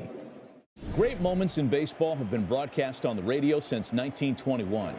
Smith corks one into right down the line. It may go. Top of the 5th, 2-1 Tigers. Christian Scott going back out there with 80 pitches. Mets have been careful with him, Howie, so Huáscar Brazovan warming up right behind him. All right, Dylan Dingler, thank you very much, Keith, will lead off the 5th inning for Detroit. He has doubled and scored, fly to center, and Christian Scott deals. Fastball that's outside and high, ball 1. Dingler, Keith, and Greens, tough hitters for the Tigers here in this 5th inning. They've out hit the Mets 5-4 and lead 2-1. Now Scott with the glove in front of his face. Keeps staring in. Now with a left leg kick delivers. And hits the outside corner with a cutter. And it's 1 ball and 1 strike. Keith is on deck, brought to you by TimberTech Decking and Railing. Everything wood should be. Visit TimberTech.com. 1-1. Scott deals, and a liner over third. That's a base hit headed towards the left field corner. Taylor over to backhand it. A big turn at first by Dingler, but he'll go back to the bag and hold on with a leadoff single. Great play by Taylor. It's been Soto out there. I don't know if Soto can get to this ball and make a strong enough throw like Taylor just did to save 90 feet. I mean, that's a big 90 feet right there because Dingler was was salivating for two right there. But again, you've got Keith, the DH, and Green behind him, so no need to make an unnecessary first out on the bases as far as Dingler was concerned. And now here is Keith, who has struck out and singled. First pitch is taken a little bit low, although now we're going to get a challenge from challenging the pitch. Luis Torrens. It was a fastball. This is one of those, though, that you better be right. He was. He was. Strike. New York has one challenge remaining. Man, if you're wrong with that one, it was close. It was borderline. You're out of challenges. Yep. Halfway through the game, not even. Nobody out, top of the fifth, 2-1 Tigers. And now 0-1 to Colt Keith. Here's the pitch. Way upstairs with that fastball, 1-1. 94 on that fastball. And again, he's been up a couple of ticks higher than that tonight. He's at 85 pitches now, and Brazoban ready when needed. 1-1. Here's the pitch. Swing on a foul, back to the screen. Fastball riding in on the hands. And it's 1-2 strikes. This fifth inning is sponsored by Elec 825, building our future. Final game of this series tomorrow afternoon, a 1:10 start. Nolan McLean for the Mets against Keter Montero. 1-2 to Keith. Now the pitch. Swing on a high pop foul, third base side. That'll drift into the seats behind the dugout. And by the way, a very happy anniversary, or happy birthday, I should say, as it is Italian Heritage Night here. Bobby Valentine celebrating a birthday tonight. Happy birthday, V. Number 76. And he's got a big day coming up here in a couple of weeks. 1-2 pitch. Swinging a hard hit ground to the first. Grab by Vientos. Throws to second. One. Bichette to first. Double play. Beautiful play initiated by Vientos as that ball was scorched off the bat. Vientos made the pick on the backhand, and it's a 3-6-3 double play. And just like that, 2 out, nobody on in the fifth, and Riley Green coming up. That's a great play there by Vientos, who's getting better and better at first base. This is a hard shot to his left, accurate throw to second. Remember, he's hit the runner before, but he gets a strong throw off, and because it was hit so hard at him, he had time to get back to first, and plenty of time before Keith got down the first base line. So 2 out, nobody on for Green. Scott deals, and a little looper behind third. Back goes Beatty, can't reach it. It's into left field for a base hit. Turning first and holding on is Green. And with 2 out, right-hand hitting Matt Vierling will be next. Now here comes Carlos Mendoza. I know they've been really strict about Scott's pitch count.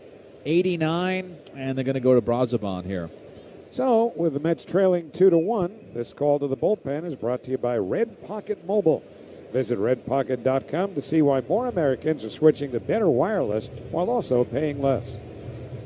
Hey, America, want to save $1,000? That was a rhetorical question. Switch to Spectrum and save $1,000 guaranteed. Seriously, you can hold us to it. We call it the Spectrum Savings Guarantee. Just get fiber-powered gig internet for just $50 a month. And when you switch 2 mobile lines, we guarantee $1,000 of real savings in your first year, or we'll cover the difference. Again, that's a guarantee. You don't get many of those in life. Learn more at spectrum.com/get50. Spectrum Internet is powered by fiber and connected to the premises by coaxial lines. Restrictions apply.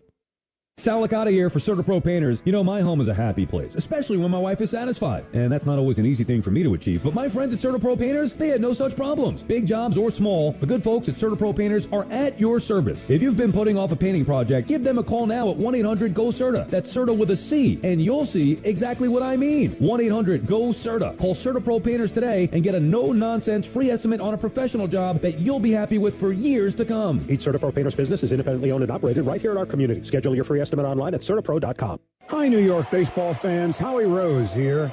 The energy of a new season is back across the city. And if you're thinking about upgrading your outdoor space, TimberTech Decking combines cutting-edge innovation with long-lasting resilience to deliver the beauty of wood without constant upkeep. Built to perform season after season. Order free samples or connect with a contractor near you at TimberTech.com. TimberTech. Everything wood should be. Now, Huáscar Brazoban comes out of the bullpen for the Mets. He was last seen on Sunday in Arizona when he walked 3 batters in an inning, 2 of which would come around to score as he picks up for Christian Scott. We'll pause here for station ID. This is Odyssey Mets Radio on WHSQ and WCBS-FM HD2, New York. Howie Rose, Keith Radd with you at Citi Field. Tigers 2, Mets 1, with 2 out here at the top of the 5th inning. Matt Verling, the right-hand batter, to face Brazoban, making his 18th appearance, 2-1 with a 2.41 ERA, but again, off of that 3-walk outing. First pitch is a strike at the top of the zone, a fastball, and it's 0-1. So Christian Scott went 4 2/3, gave up 7 hits, 2 runs, responsible for Green, the runner at first. Here's the 0-1 pitch. Swinging a little flare toward short, moving over Bichette, and he makes the catch, and that retires the side. So no runs, 2 hits, 1 left, middle of the 5th. Tigers 2, Mets 1 on Odyssey Mets Radio, powered by the all-new Nissan Sentra. Let's go, Mets!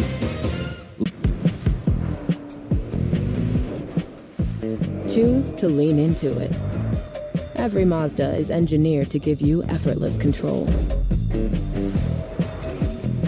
I wake up. When you need help, you don't want to wait 9 innings. With Red Pocket Mobile, a real person answers in 2 minutes or less, by phone or chat. No long holds, no automated runaround. Just real customer support that's ready when you are. Visit redpocket.com to see why more Americans are switching to better wireless without paying more. Red Pocket Mobile is a proud sponsor of the Mets Radio Network. Red Pocket Mobile, your new ultimate cell carrier. In baseball, great teams know one thing. Smart defense wins championships. The same is true when it comes to protecting yourself. That's why more Americans are starting with Byrna Less Lethal. Byrna Less Lethal personal protection products are designed to stop an attacker for up to 40 minutes, giving you time to get to safety and call for help. Byrna is proudly American and hand-assembled in Fort Wayne, Indiana. Play smarter defense. Visit Byrna.com today. That's BYRNA, Byrna.com. Purchase and shipping restrictions vary by state and municipality. Go to Byrna.com to check availability at your location. Hey, baseball fans, it's game time. Gear up for the season with Key Food and their family of supermarkets. Your one-stop shop for all your game day essentials. Whether you're grilling up hot dogs or snacking on peanuts and popcorn, Key Food has you covered with a selection that never strikes out. Plus, as proud sponsors of Odyssey Mets Radio, Key Food and their family of supermarkets brings every thrilling moment straight to you. Key Food. The difference is key. Last of the 5th inning with the Tigers leading the Mets 2-1. It'll be 8-9-1 in the Mets batting order. A.J. Ewing, Luis Torrens, and Carson Benj against Framber Valdez, who is ahead of schedule as far as pitch count goes, 54 through 4. The average would be about 60. And here is Ewing, left on left. And the first pitch to him. Taking a breaking ball low for ball 1. Well, during his 30 games in the minor leagues, lefties didn't give him any problem at all. He was 12 for 30 with 7 extra base hits against them.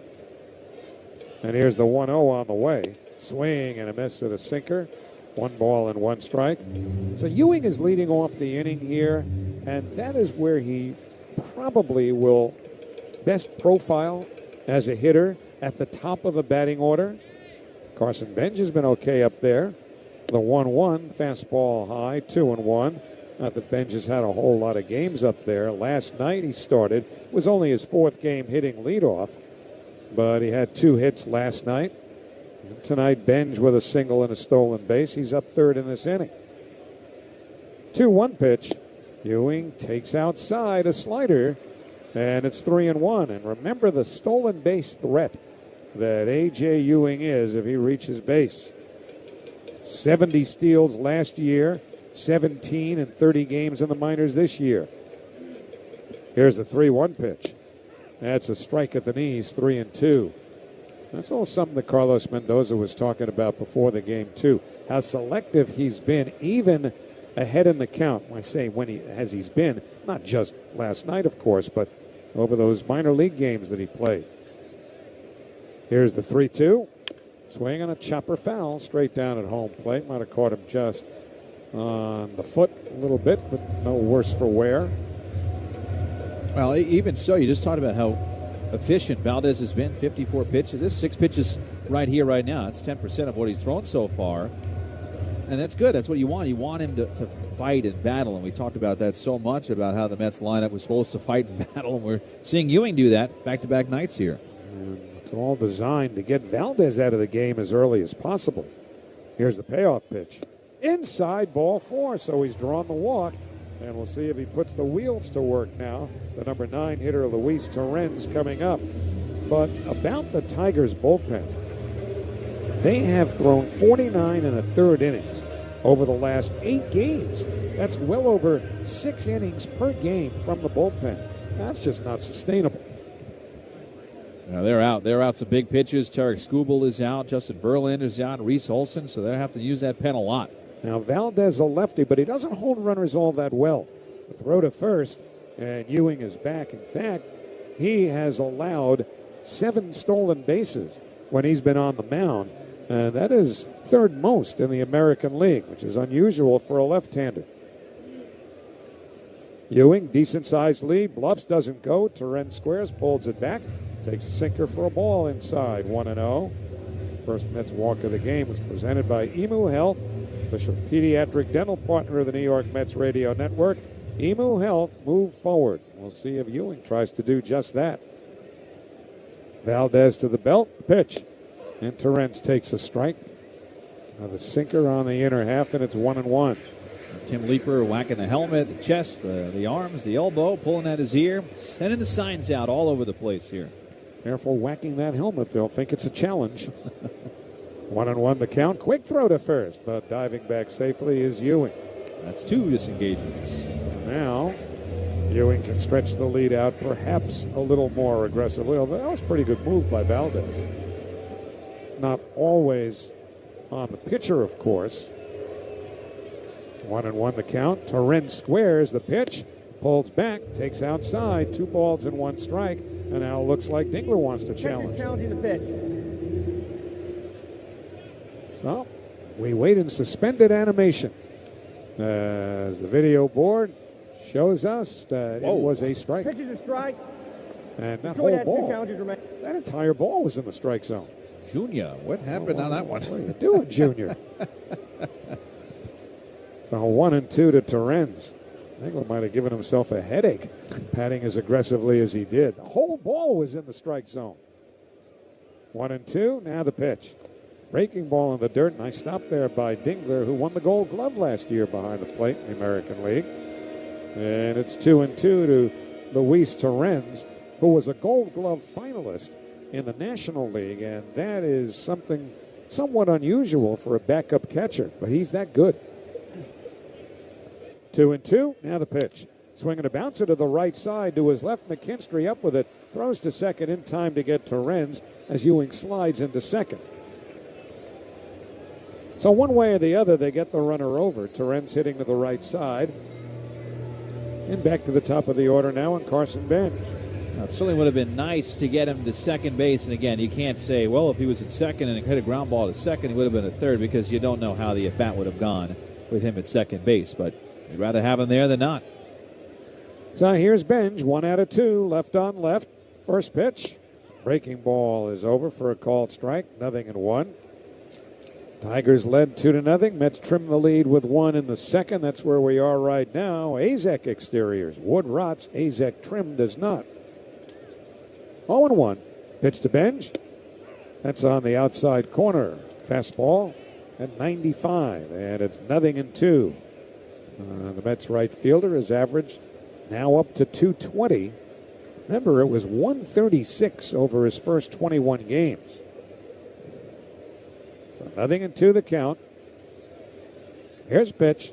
Swung on and missed strike 3. Breaking ball in the dirt. He'll force the throw to first by Dingler in time to complete the strikeout, and Ewing holds on at second. So for Valdez, his 4th strikeout, 2 men away, and Bo Bichette will be next. Now that strikeout puts the Mets at 0 for 5 with men in scoring position. And not that it is easy to do it against Framber Valdez to even get on and get over, but it is not easy to have a lot of these chances. You have to take advantage of them when you get them. Well, here's Bichette, a guy who over the course of his career has, but not as much this year. Not even close. First pitch is a breaking ball low, ball one.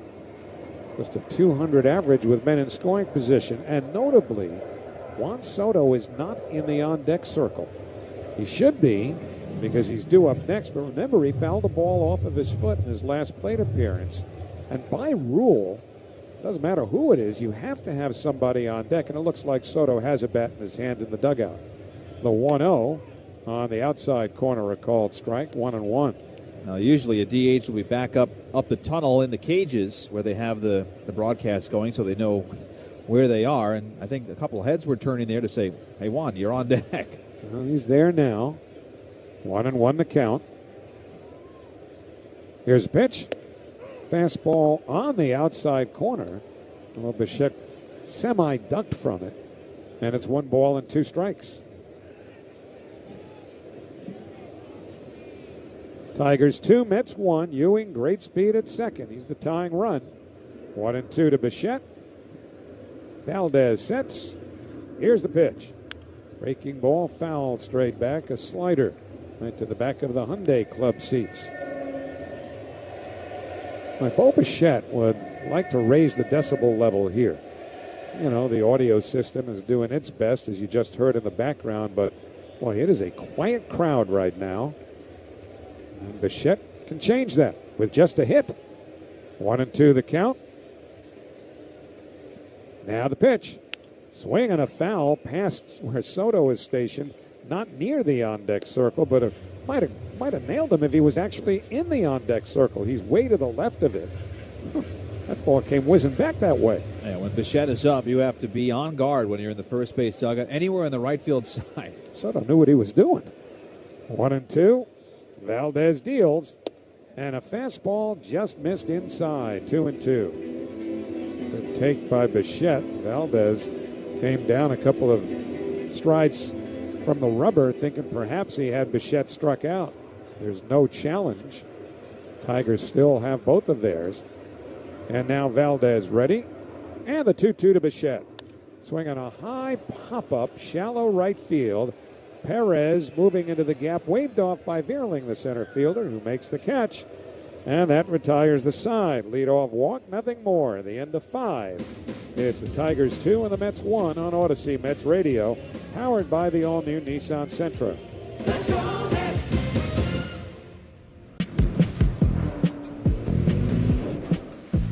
Choose to lean into it. Every Mazda is engineered to give you effortless control. I wake up. In baseball, consistency is everything. With Red Pocket Mobile, premium 5G plans start at just $10 a month. And the rate stays locked in. So no sudden price changes, no surprises down the line, just wireless that delivers a price guarantee month after month. Visit redpocket.com to see why more Americans are switching to better wireless without paying more. Red Pocket Mobile is a proud sponsor of the Mets Radio Network. Red Pocket Mobile, your new ultimate cell carrier.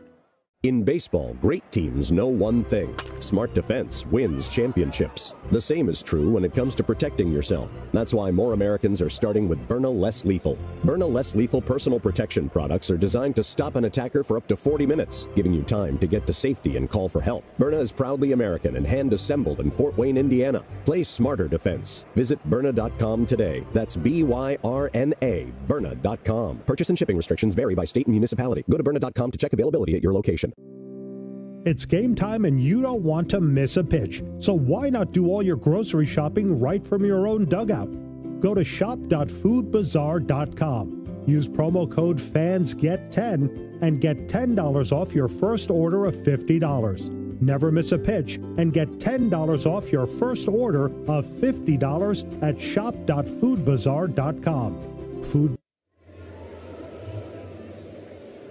6th inning here at Citi Field. Tigers 2, Mets 1. Wencio Perez, the right fielder, switch hitter batting left. He's 0 for 2. Razabon deals, and the ball fouled straight down at home plate. 0-1 to Perez, who was flied to right and struck out. He'll be followed by Spencer Torkelson and Zach McKinstry. 0-1 pitch. down and in with a changeup. And it's 1-1. Again, Mets and Yankees this weekend here at Citi Field. First 15,000 fans at Saturday and Sunday's games will get a Subway Series t-shirt. And there are still tickets remaining. 1-1 pitch, swung on and popped up, middle of the diamond. To the left of second base, the shortstop Bichette waits. And makes the one-hand catch for the first out. For tickets, go to Mets.com/tickets. So with one away, it'll bring up Torkelson, who has struck out and drawn a walk. And some scores from Food Bazaar, shop local, eat global. Cedar Rafaela with a 2-run pinch hit homer in the 6th inning, giving the Red Sox a 3-1 lead over the Phillies. They're in the bottom of the 8th at Fenway. Torkelson takes a strike on the outside corner. It's 0-1. Richie Palacios broke a scoreless tie for the Rays. On the top of the 7th in Toronto, they lead the Blue Jays 1-0. The 0-1 swung on and missed a changeup. It's 0-2. RBI single by Palacios. And the Rays right in front of the Jays. 0-2 to Torkelson. Brazoban kicks and deals and misses low with that changeup. 1-2. Right here, 2 runs, 7 hits, no errors for the Tigers. 1 run, 4 hits, no errors for the Mets. 1-2. The pitch, a little bit low with a sinker. It's 2-2. And really, the Tigers are in front because of that kind of misplay double that Dylan Dingler hit. Set up second and third with nobody out. It's hard to get out of that. But since then, Mets pitching's done a pretty good job. As they've done lately. 2-2. Here's the pitch to the power-hitting Torkelson, but nope. Now Brazoban steps back, and I think he's going to get charged with a pitch clock violation. Yep, you can't step off the mound when there's nobody on base. Yep, and so that will cost him a ball and run the count full. Let's just talk about that pitching staff. That's what you get. Payoff pitch, swung on and missed strike 3, so there. Torkelson down on strikes. Brazoban's got his first strikeout. 2 men away, and Zach McKinstry will be next. McKinstry has singled and struck out, but you're absolutely right. The Mets pitching staff has kept them however much afloat they are right now. I mentioned that 2.64 ERA over the last 10. First pitch to McKinstry, a check swing roller foul down the third base line, and it's 0-1. It's been about the bats. Only the Cincinnati Reds have a lower team batting average than the Mets. The 0-1, weak grounder up the first base line. Fair ball right at the bag, boxed around by Vientos. He can't find the handle as he was juggling the ball, and McKinstry is safe at first. That ball was right along the line, and I don't know if it hit the bag, and that's what gave Vientos trouble. Remember, that is the home plate umpire's call as far as fair or foul before the ball passes first base. Now the Mets are going to challenge this. And I saw Junior Valentine go off the first baseline, the home plate umpire, to get Jordan Baker's attention and talk about it. The ball did hit the bag. It was in Vientos' glove and then came out. Now the question is, was it in his glove? And it's in his glove. He makes contact with the bag and then almost tags the base, and then the ball comes out of his glove. But the question is he out as soon as the ball in the glove tags the base? You know what? The ball supposedly has to be secured, but the question is, what is it on its way out of the glove already when it made contact with the bag? We're looking at the replay. I think he's going to be safe. I think you're right, even though it looks like if you freeze frame it, you have the glove and the ball together on the bag, but then the next frame, it starts to roll out of the glove. Yeah. He almost blocks it, and he is standing on the bag. The ball is on the bag. Mark is touching the ball in the bag, but none of it is going to compute to being an out. This is as weird as it gets. I think that McKinstry, based on what we've seen, is going to be safe because the ball has to be secured within the mitt for it to have touched the base. And as that ball was on its way out of the glove. After review, the call on the field stands. The runner is safe. New York will lose the challenge. Yeah, I really don't think there's any question about that based on the angles and pictures that we saw, Keith. Yeah, and I can tell why the fans are frustrated because they're kind of, well, first of all, they're looking at it from one side of it. There's there's a full side of it, but it just never quite had the ball. You see some outfielders take the ball out of the glove and they lose it on the transfer. Return at second base, you lose the ball on the transfer. You can't lose it on the transfer when you never really had it enough to begin with. Yes, you've got to hold the ball in order for the out to be recorded. And here is Zach Short, the number 9 hitter. Throw to first. They've got him picked off. Vientos will run him towards second. Now fires to Bichette. Back to Vientos. He puts the tag on McKinstry, and that retires the side. See, that time Vientos actually held the ball, and really that's the most important part of the tag play. So, in the 6th inning, it turns out no runs, no hits in error, and nobody left. And in the middle of the 6th inning... Anyone could just take it. Sure. It's the Tigers 2.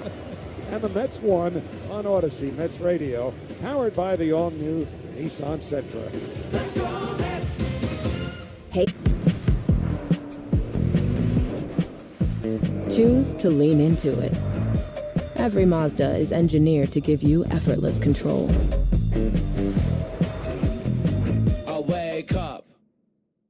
In baseball, great teams know one thing. Smart defense wins championships. The same is true when it comes to protecting yourself. That's why more Americans are starting with Byrna Less Lethal. Byrna Less Lethal personal protection products are designed to stop an attacker for up to 40 minutes, giving you time to get to safety and call for help. Byrna is proudly American and hand-assembled in Fort Wayne, Indiana. Play smarter defense. Visit Byrna.com today. That's B-Y-R-N-A, Byrna.com. Purchase and shipping restrictions vary by state and municipality. Go to Byrna.com to check availability at your location. In baseball, matchups matter. And with Red Pocket Mobile, you get to make the call. Red Pocket Mobile gives you a choice of access on 3 major 5G networks, so you can choose the signal that works best wherever you go. Whether you're at the ballpark, the city, or traveling across the country, Red Pocket Mobile has you covered. Visit redpocket.com to see why more Americans are switching to better wireless without paying more. Red Pocket Mobile is a proud sponsor of the Mets Radio Network. Red Pocket Mobile, your new ultimate cell carrier. It's game time and you don't want to miss a pitch. So why not do all your grocery shopping right from your own dugout? Go to shop.foodbazaar.com. Use promo code FANSGET10 and get $10 off your first order of $50. Never miss a pitch and get $10 off your first order of $50 at shop.foodbazaar.com. Food Bazaar Supermarket, proud sponsor of the Mets Radio Network. Last of the 6th, Tigers 2, Mets 1. Juan Soto, the designated hitter, leads off for the Mets, followed by Vientos and Semien. Framber Valdez with his first pitch. High and tight, ball 1. Valdez at 76 pitches through 5, which is an average pitch count, and they will push him, given that workload we described earlier for the Tigers bullpen over the last week and change. Here's the 1-0 on the way to Soto. And that's taken to the knees. A sinker for a called strike. It's 1-1. It's in the heart of the lineup, brought to you by Amvutra. Ask your doctor about Amvutra and visit amvutra.com to learn more today. Outfield deep and straight away. McGonigal way off the line at third. And the 1-1 to the left-hand hitting Soto. Tap weakly to the right of the mound. Valdez off the mound to backhand it and flips to Torkelson, the first baseman, to retire Soto. And there's 1 out. Juan Soto now with just 4 hits. 2 of them came last night in his last 34 at-bats, and including tonight. Soto, 6 for 41 this year against left-handed pitching. And that's certainly the most perplexing thing because he's been pretty much even split, not just batting average, but damage and power and reputation against both sides of the plate. Very, very strange. Been a lot of strange offensively this year for this Mets team. Yeah. Now the catcher, Dylan Dingler, is walking out towards the mound. Nobody's throwing in the Detroit bullpen. As I looked at Dingler, after looking at the bullpen, Valdez didn't seem all that thrilled to see him. Kind of flipped the ball in his hand somewhat disgustedly as the Mets get Luke Weaver up in their bullpen. Nobody's actually throwing yet for the Tigers. A lot of times when you see a mound visit in this situation, it's a time buy for a reliever who just got up, but nobody's up yet. So I don't know what that was about other than perhaps a primer on Vientos. They've seen him twice tonight. He has singled and flied to center. And Valdez with his first pitch. right down the middle. A fastball for a called strike, 0-1 as we come to you live from the Bob Murphy broadcast booth. Proudly presented by Bigelow Tea. Bigelow Tea, grab a mug and tea proudly. The 0-1. Inside, did it nick him? Vientos says it did. And now so does Junior Valentine. Vientos hit by the pitch. And so that is the fifth batter, pardon me, that Framber Valdez has hit this year. And for the Mets, that was actually not a designed part of their offense, of course, the last few years. But think of the guys who have left. Talking about Pete Alonso, Brandon Nimmo, Jeff McNeil, too. They were all hit a lot. But this year, the Mets have been hit fewer times than any team in baseball. So here's Semien. Vientos, not a fast man at first. First pitch driven high in the air to right center field. Fairly deep but playable. Verling back, and the center fielder makes the two-hand catch. 2 men away. And that'll bring up Brett Beatty. Remember how Buck Showalter would be so annoyed at a number of Mets hitters that were plunked so consistently during the couple of years that Buck was the manager here, and I just mentioned 3 who were right at the top of that list. The 3 departed Mets, Alonso, Nimmo, McNeil. What was it, 60-odd times one year? Vientos was the 8th Met to be hit by a pitch. Junior Valentine just warned Framber Valdez for not making eye contact with the batter, but instead the runner at first base. This is an extensive conversation. Junior is talking to everybody. He's talking to Brett Beatty, I don't know why, and talking to Dylan Dingler.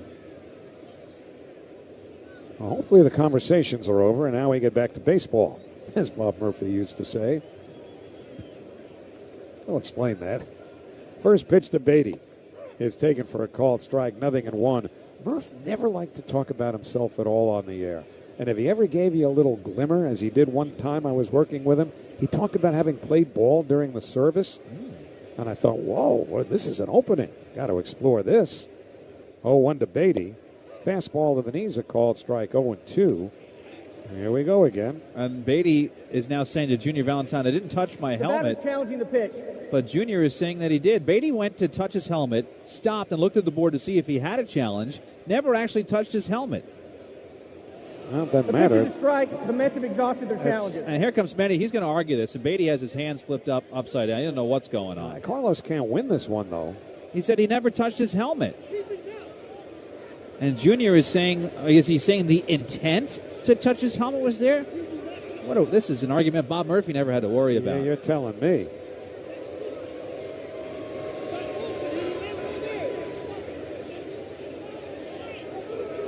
So it was called a strike. Beatty didn't think so, but never actually touched his helmet. Junior said, I don't care. It's a challenge anyway. And the pitch was a strike anyway. And Beatty... Well, Brett's got to be careful here because he's being pretty forceful in what he's saying to Junior Valentine. And when an umpire thinks a player is showing him up visibly, that's grounds for being thrown out. But now it's 0-2 to Beatty. We back to now Valdez not looking at Beatty. Yeah, Murph never had to deal with any of this. So anyway, when I told him, oh, really, what position did you play when you were in the service? He goes, well, let's just get back to the game. Close, with no cigar. That's as close as I came. 0-2 to Beatty. Valdez sets. Now the pitch. Breaking ball, low and away. Went with a slider.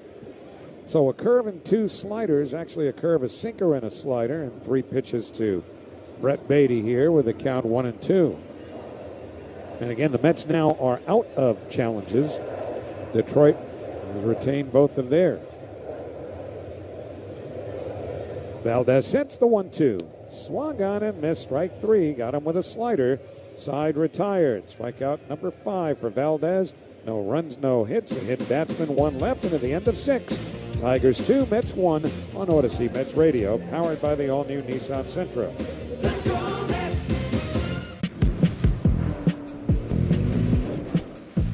Choose to lean into it. Every Mazda is engineered to give you effortless control. I wake up. In baseball, matchups matter.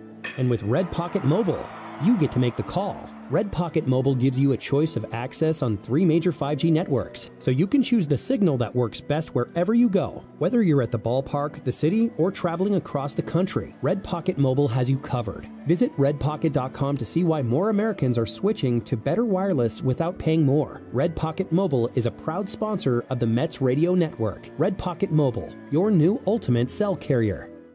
In baseball, great teams know one thing. Smart defense wins championships. The same is true when it comes to protecting yourself. That's why more Americans are starting with Byrna Less Lethal. Byrna Less Lethal personal protection products are designed to stop an attacker for up to 40 minutes, giving you time to get to safety and call for help. Byrna is proudly American and hand-assembled in Fort Wayne, Indiana. Play smarter defense. Visit Byrna.com today. That's B-Y-R-N-A, Byrna.com. Purchase and shipping restrictions vary by state and municipality. Go to Byrna.com to check availability at your location. Hey, baseball fans, it's game time. Gear up for the season with Key Food and their family of supermarkets. Your one-stop shop for all your game day essentials. Whether you're grilling up hot dogs or snacking on peanuts and popcorn, Key Food has you covered with a selection that never strikes out. Plus, as proud sponsors of Odyssey Mets Radio, Key Food and their family of supermarkets brings every thrilling...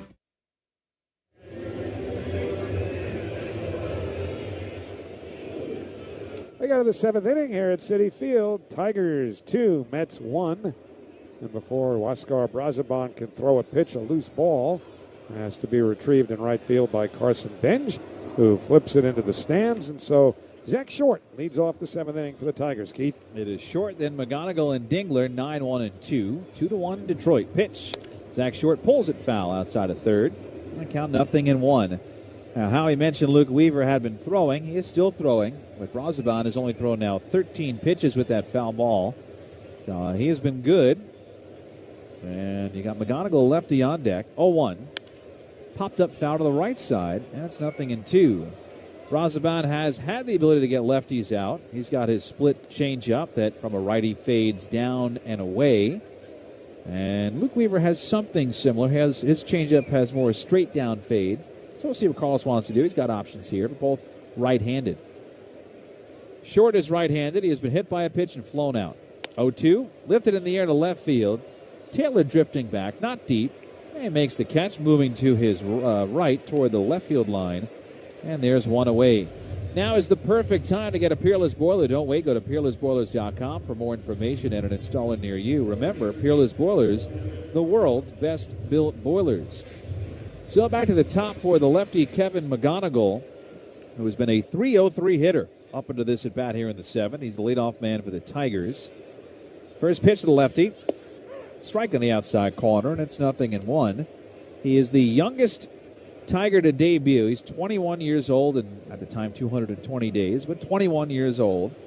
Youngest Tiger in a long time. 0-1. Fouled back. Count 0-2. Got to go all the way back to 1914. When George Burns, no, not that George Burns, a different George Burns, did it for the Tigers. But McGonigal is young, he's hungry, he kind of reminds you of the A.J. Ewing, Carson Benj mold, ball player type. Infield back around to the right.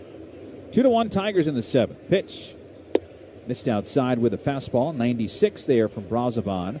High-speed pitch sponsored by Spectrum Fiber-powered Internet, the most reliable Internet you can count on. Dylan Dingler, who's had a good series, is on deck. Outfield a touch the other way. 1-2. Served in the air toward right center. Long run over for Ewing. He and Benj come together, and Benj makes the catch, crossing in front of Ewing for the second out.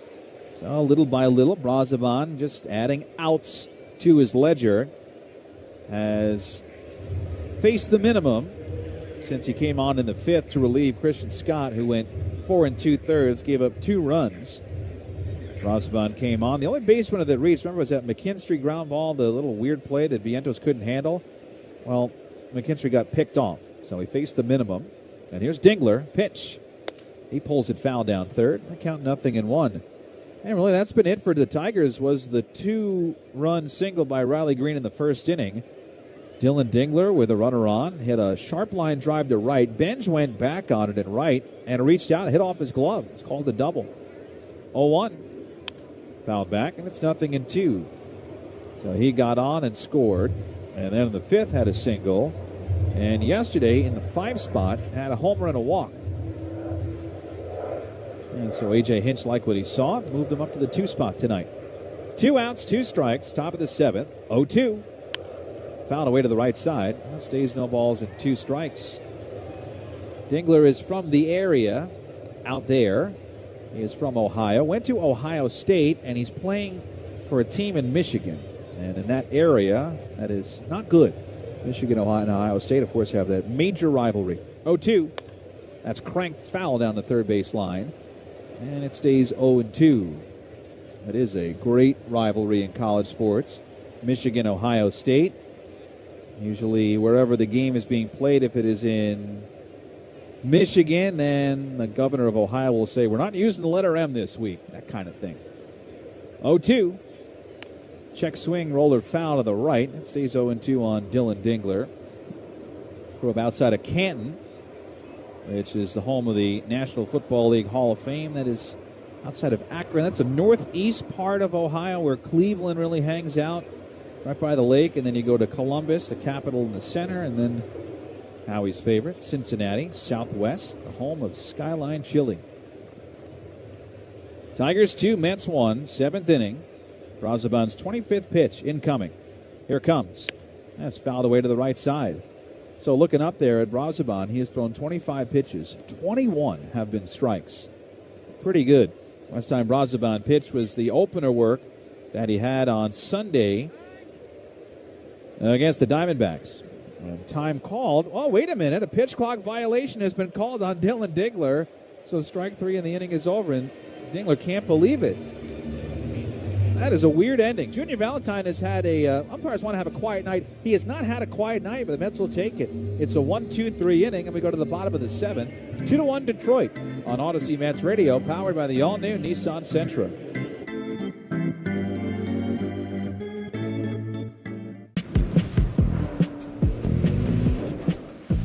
Choose to lean into it.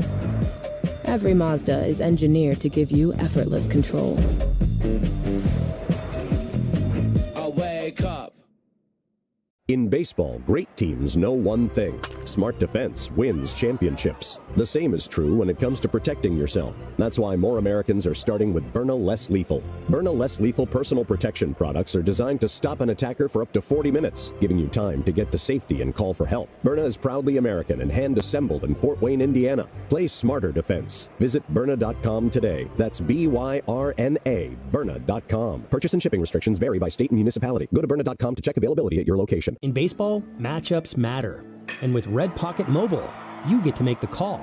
Red Pocket Mobile gives you a choice of access on 3 major 5G networks, so you can choose the signal that works best wherever you go. Whether you're at the ballpark, the city, or traveling across the country, Red Pocket Mobile has you covered. Visit redpocket.com to see why more Americans are switching to better wireless without paying more. Red Pocket Mobile is a proud sponsor of the Mets Radio Network. Red Pocket Mobile, your new ultimate cell carrier.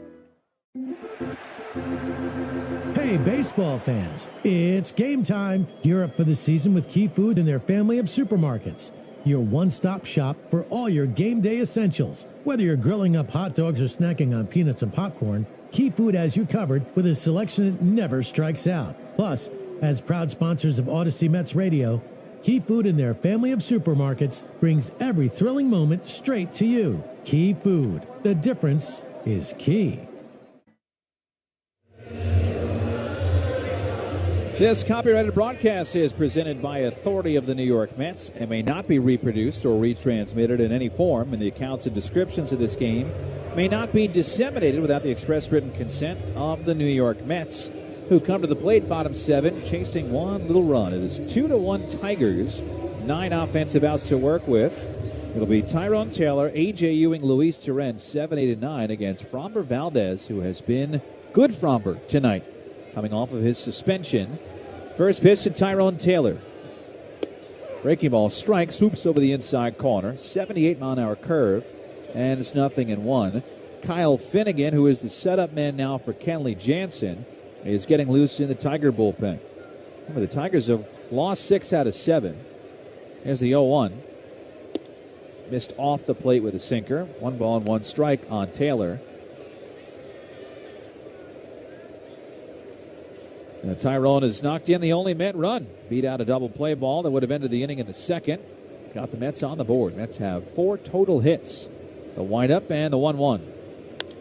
Popped up, foul ground first base side, sails into the crowd, and it's 1-2. Now, I mentioned this is good Fromber, and I think the word is that you've taught me here, Howie, over these 4 years is Michigas. After the Michigas that surrounds Fromber like a dark cloud with all the weird stuff that goes on, the suspensions and the cross-ups.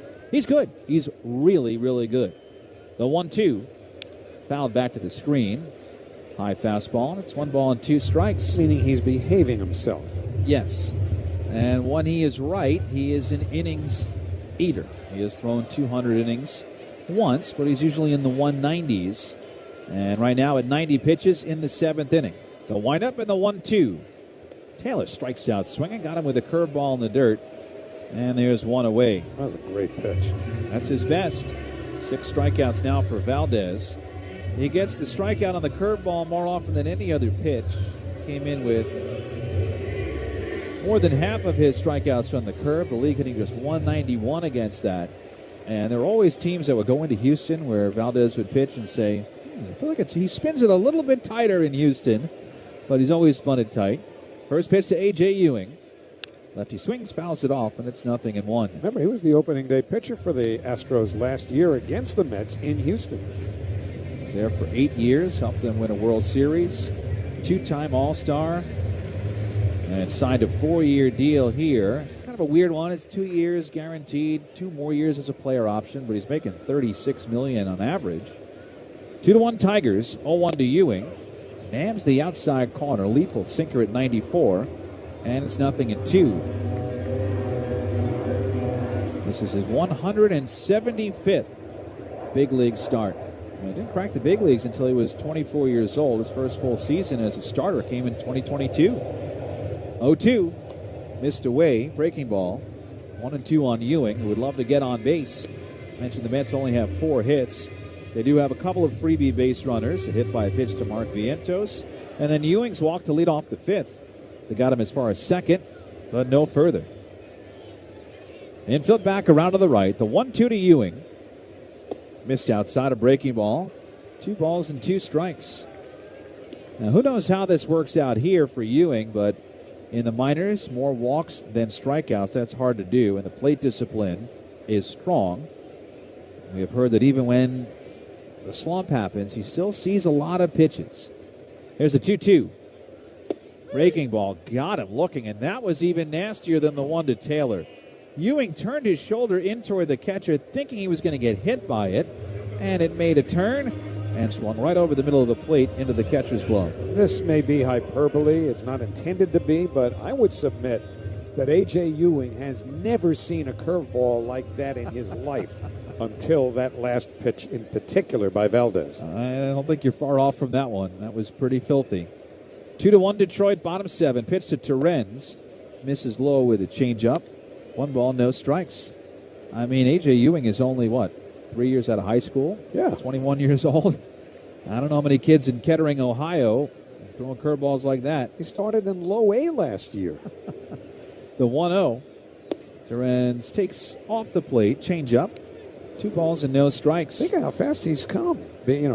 From low A St. Lucie to high A Brooklyn, and then to double A Binghamton, and then Binghamton and Syracuse this year. 12 games at Syracuse, too. 2-0. It's outside. 3 balls and no strikes. You have Benj on deck, top of the order. 4th time through. He's a lefty. And so if Terrens were to get on, Valdez about to throw his 100th pitch. But I feel like none of them have been stressful tonight. I do have Finnegan again warming up, the righty. Wind up in the 3-0. Right down the pipe, and it's 3-1. Getting late early for the Mets. Pace of the game brought to you by Optimum. Famously fast fiber internet. It is only 2-1 Detroit, so you only need to find one mistake. 3-1. Missed low, ball 4, and Terrens is on. So E.J. Hinch, what do you do here? Benj has a single in 3 trips, and he struck out on a slider on 3 pitches last time. So I think Valdez is telling his manager exactly what he wants, which is for him to stay there. He backpedaled all the way out in the grass towards second base. As if you want to take me out, come all the way out here and get me. 2-1 Tigers. Tying man on. Pitch to Benj. Strike outside corner. Sinker, and it's 0-1. So 102 pitches for Framber Valdez, who can be kind of that rocking chair lefty where it's just nice and easy, back and forth, putting you to sleep. Torrens not a fast man. Small lead. 0-1. Benj takes a little bit low. Try the slider, and it is 2-2. For Valdez, he has not had a game where he's crossed over 100 pitches. He got to 99 2 outings ago against Atlanta. Trying to go 7 for the second time this year. The 1-1. Benj takes the breaking ball for a strike on the inside corner, and it's 1-2. And some of these curves even have Carson Benj step into the bucket, if you will. Not be in that same category as Ewing in terms of what he's seeing here. Torrens off first, 2 outs. Framber Valdez set. His 105th pitch will have to wait as he simply steps off. Now, where did he think Torrens was going? I don't even think Louis was off the bag. Torkelson is standing in front of Torrens, not holding his foot on the bag. He's holding the runner on, keeping him close. Valdez set. The 1-2 to Benj. Missed low in the dirt. Good block by Dingler. 2 balls and 2 strikes. Now this has got to be it for Valdez. If Benj should get on, you have Bichette up. Finnegan is done throwing, and he's just simply stretching to stay loose on the bullpen mound out there. Luke Weaver is through the wall in the Met bullpen. Mets down by a run. 7th inning, tying man on. The 2-2. Benj hits a little pop-up towards shallow left. Dunks in for a hit. Torrens takes the turn at second, but hangs on there. A little blooper the other way. Sometimes all you need is enough for Benj to get on, keep the inning alive, and it's enough to knock out Framber Valdez. So Benj, with 2 outs and 2 strikes, keeps it going, and Hinge has made his point to the bullpen. Tying man in scoring position, 7th inning, 2-1 Detroit. Bo Bichette coming up. The call to the bullpen brought to you by the New York Lottery. This could be your lucky play. Hey, baseball fans, it's game time. Gear up for the season with Key Food and their family of supermarkets. Your one-stop shop for all your game day essentials. Whether you're grilling up hot dogs or snacking on peanuts and popcorn, Key Food has you covered with a selection that never strikes out. Plus, as proud sponsors of Odyssey Mets Radio, Key Food and their family of supermarkets brings every thrilling moment straight to you. Key Food. The difference is key. Wait! Before you change the station, listen to this.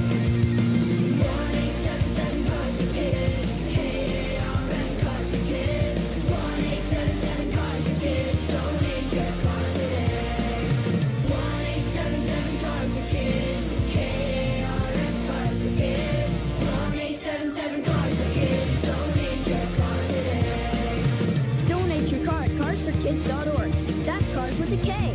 Pickup is quick and easy. You'll also get a vacation voucher and a tax deduction. 1-877-CARS-FOR-KIDS. KRS Cars for Kids. 1-877-CARS-FOR-KIDS. Donate your car today.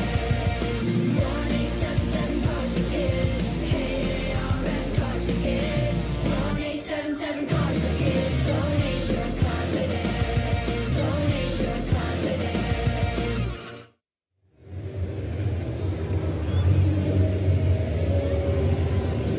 Veteran right-hander Kyle Finnegan comes on, former Washington National, who the Mets saw a billion times, is now in the Tigers bullpen. He was traded over there last year. And he'll come on in the 7th inning where the Mets have built something with 2 outs. A 2-out walk to the 9-hitter Luis Torrens to get on. Carson Benj, a 2-strike bloop over the left side of the infield into shallow left. He's at first, Torrens at second. Framber Valdez's night is done.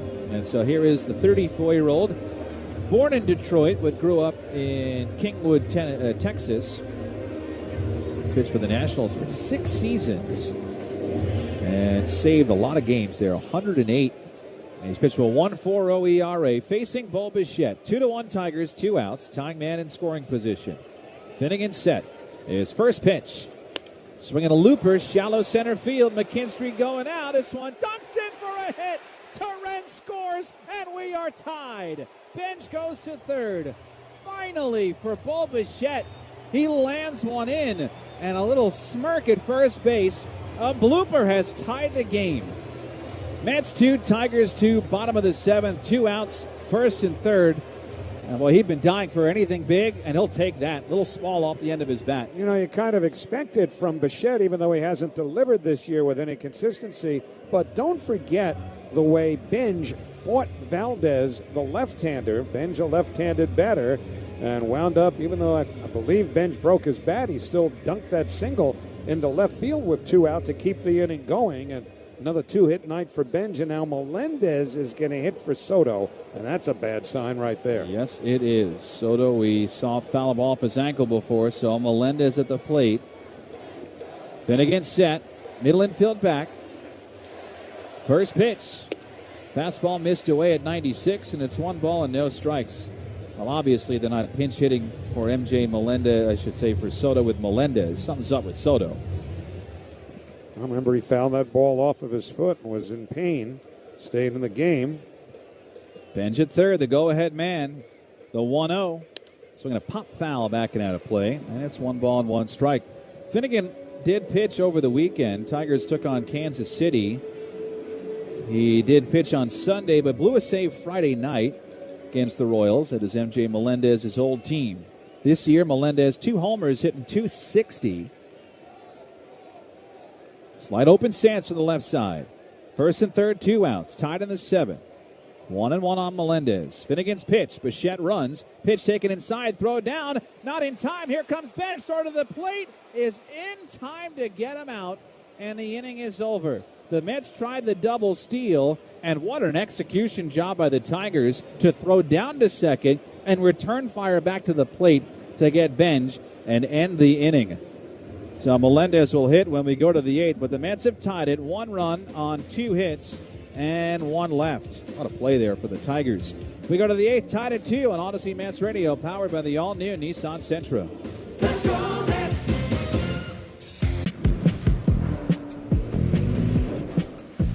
Choose to lean into it. Every Mazda is engineered to give you effortless control. I wake up. In baseball, great teams know one thing: smart defense wins championships. The same is true when it comes to protecting yourself. That's why more Americans are starting with Byrna Less Lethal. Byrna Less Lethal personal protection products are designed to stop an attacker for up to 40 minutes, giving you time to get to safety and call for help. Byrna is proudly American and hand-assembled in Fort Wayne, Indiana. Play smarter defense. Visit Byrna.com today. That's Byrna, Byrna.com. Purchase and shipping restrictions vary by state and municipality. Go to Byrna.com to check availability at your location. When you need help, you don't want to wait 9 innings. With Red Pocket Mobile, a real person answers in 2 minutes or less, by phone or chat. No long holds, no automated runaround. Just real customer support that's ready when you are. Visit redpocket.com to see why more Americans are switching to better wireless without paying more. Red Pocket Mobile is a proud sponsor of the Mets Radio Network. Red Pocket Mobile, your new ultimate cell carrier. It's game time and you don't want to miss a pitch. So why not do all your grocery shopping right from your own dugout? Go to shop.foodbazaar.com. Use promo code FANSGET10 and get $10 off your first order of $50. Never miss a pitch and get $10 off your first.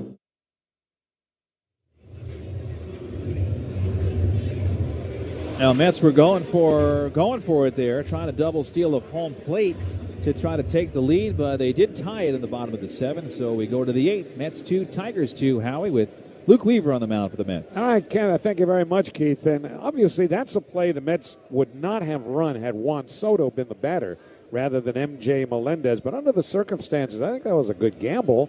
You make the Tigers execute. Of course, got a Gold Glove catcher in Dinger, but they knew exactly what they were going to do in terms of throwing through, cutting it off, coming to the plate. Mets tried it, didn't work. But we're on even terms, 2-2 beginning the 8th, and here's Colt Keith. Weaver's first pitch down the middle at the knees, a called strike, and it's 0-1, a 96-mile-an-hour fastball to start him off. Terrific, chirping in the Tiger dugout now. Junior Valentine's in the middle of something else. Now what? So we've seen this problem before with some pitchers. I think Green is in the way of the pitch clock, and so the bat boy just dragged the on-deck circle 5 feet toward the dugout so Weaver could have a better look at the clock. Adrian Beltre. Well, that's a whole other story about Adrian Beltre. That was one of the great clips of all time. I'll explain. Yeah, here's the 0-1 to Keith. And that's on the inside corner, a changeup, and it's 0-2. I don't remember who the umpire was. Jerry Lane? I don't remember who it was. But Adrian Beltre was way out of the way of the on-deck circle because it was behind home plate. And the umpire told him to go back to the on-deck circle. So Beltre, down in Texas, takes the on-deck circle and drags it with him behind home plate. And the umpire probably goes, see ya, you're gone. Can't do that. That was worth getting thrown out for that, though. That's a great bit. Here's the 0-2 to Keith. Swinging a high fly ball to shallow right. Semien backpedaling. Benj coming in. Semien's under it. Makes the one-hand catch in shallow right field. And there's one out here in the 8th inning of a 2-2 game. Now it's time to deliver the scores with a scoreboard update from Amazon Hub Delivery. Amazon Hub Delivery. Visit Amazon.com/Hub Delivery. Bottom 5 in Minnesota. Marlins 8, Twins 4. Liam Hicks, couple of RBIs for the Marlins, up to 37 now. That ties him with Matt Olson for the Major League lead. Here's Riley Green. Green 2 out of 3. First pitch, fastball to the knee, strike one call. Green singled in the 2 Tiger runs in the first inning. They've been kept off the board ever since. Seattle 1, Houston 0. Top 5 in Houston. Bryce Miller, his season debut, had an oblique strain in spring training. The 0-1 taken low and away, 1-1, 4 innings, 3 hits, no walks, 2 strikeouts. And right here, it's the Tigers 2 and the Mets 2 with 1 out, nobody on, top of the 8th. But now there's more. Well, now what does Junior Valentine want? Okay, so Weaver was complaining again, I think, and Veerling in the on-deck circles going, what am I supposed to do? Well, whomever puts the on-deck circles where they are should just not do that, because it's not the first time we've seen it. It's a weird complaint. I'm sure A.J. Hinch is not happy about it. 1-1. Here's the pitch to Green, and that's fouled straight back out of play. And the count 1-2. Yeah, Weaver was telling the umpire, it was Luke Weaver coming from the Mets side, saying, I can't see. There are 2 clocks. There's one by the first base on deck circle, one by the third base on deck circle. I'll explain why it's important for Weaver on the third base side. The 1-2 on the way is fouled hard right into the Tiger dugout. Low bridge there. It remains 1-2. But as Weaver takes his position getting ready to throw, his body is angled towards the third base side. So he's, if not quite staring towards the third base dugout, his eyes are focused in that direction. You have to turn around a little bit to see it on the other side. The 1-2 pulled on the ground to the right side. That's on through. A base hit into right field for Riley Green, and he's 3 for 4. So he's aboard with a go-ahead run with 1 out in the 8th inning, and Matt Veerling coming up. Some nights are easy for home plate umpires. Other nights, you just notice them more than you really need to. And I think Junior, you must be getting paid by the clip they show on television or the times we mention his name tonight, because he's been all over this game. No doubt about that. They should be seen and not heard kind of thing, and that's how you know they had a good night. Well, here's Veerling, right-hand hitter. First pitch, swing on a slow hit, roll it a short, charge by Bichette, juggles a bit, recovers, throws to first in time to get Veerling, and down to second goes Green. 2 men away, go-ahead man in scoring position, and Winfield Perez due up.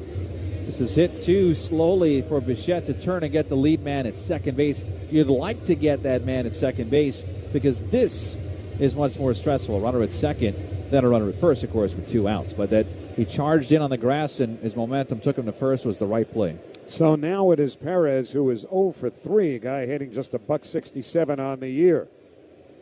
Switch hitter batting left. First pitch by Weaver. Fastball on the outer half for a called strike. And it's 0-1. Spencer Torkelson, a right-hand batter, is on deck. This guy hitting $167, the guy you want to get right here, particularly given Torkelson's power potential. Perez has 2 homers himself. The 0-1. And that's somewhere.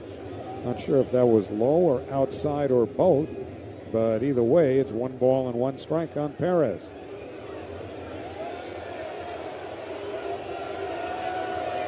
1-1. Now the pitch pulled on the ground, foul down the first baseline. Now you hear the crowd yelling and screaming because the on-deck hitter now, Spencer Torkelson, he is way past the on-deck circle. And he is really between the on-deck circle, actually a little closer to being at home plate. And Valentine hasn't chased him back, but he's clearly gotten out of the way of the pitch clock. Of course, the fans are letting him have it, yelling that it should be back in the on-deck circle. 1-2. Now, the pitch to Perez. And he just did miss outside. Remember now the Mets do not have any challenges. Right, but Torrens was tapping his helmet. Well, he can tap all he wants. Remember Beatty got called for the challenge that he never actually tapped his helmet on. So the Mets lost the challenge there. Not quite Chris Webber calling for timeout with the Fab Remember that? Wow. Fab Five in Michigan, but you don't get penalized when you tap your helmet without a challenge. 2-2 to Perez. 2-2 the score. Runner at second, 2 out in the eighth. The pitch. And it's punched foul off the hands over the screen back behind home plate. Score big on authentic gear at MLBshop.com, from official jerseys and memorabilia to hats and hoodies. Visit MLBshop.com/Mets, the official source for your Mets gear. Earl Weaver would have loved some of this stuff. 2-2 to Perez. Now the pitch. Swinging a chopper up the first baseline. It kicks foul. I was looking up Earl Weaver the other day because I was still stunned that Bobby Cox got chucked 162 times. I think Weaver was in the 90s. Well, Bobby was in a league of his own. Well, as Pat McCarthy said beautifully, that's like an entire season getting thrown out every single day. That's 162 right. Games that he got thrown out of. But Weaver was great. Weaver had the theatrics to go with his ejections. 2-2 the count. Weaver sets. That's Luke Weaver. Now the pitch. And he missed outside and high with a fastball, 3-2.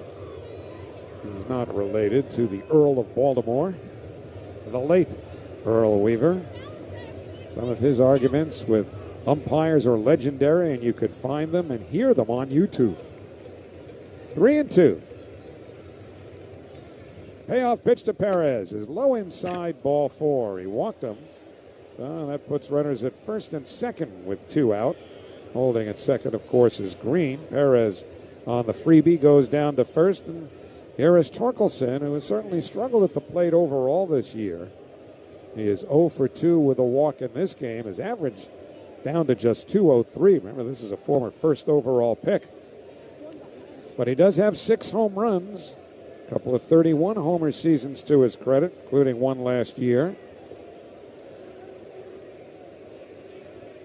Tigers 2 runs, 8 hits. Mets 2 runs, 6 hits. Mets have made the only error. First pitch to Torkelson. Way outside with a cutter.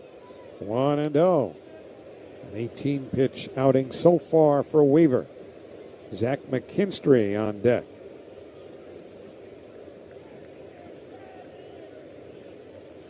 One 1-0 the count. Weaver sets the pitch. Low and away, ball 2. Again, Torkelson has not hit for average at all. The guy on deck, Zach McKinstry, is only hitting about $175. And behind him, Zach Short, who hasn't had a hit yet in 9 at-bats in the big leagues this year. 2-0 to Torkelson. Weaver sets. Now the pitch. Outside, ball 3, missed with that cutter. Now Weaver behind 3-0.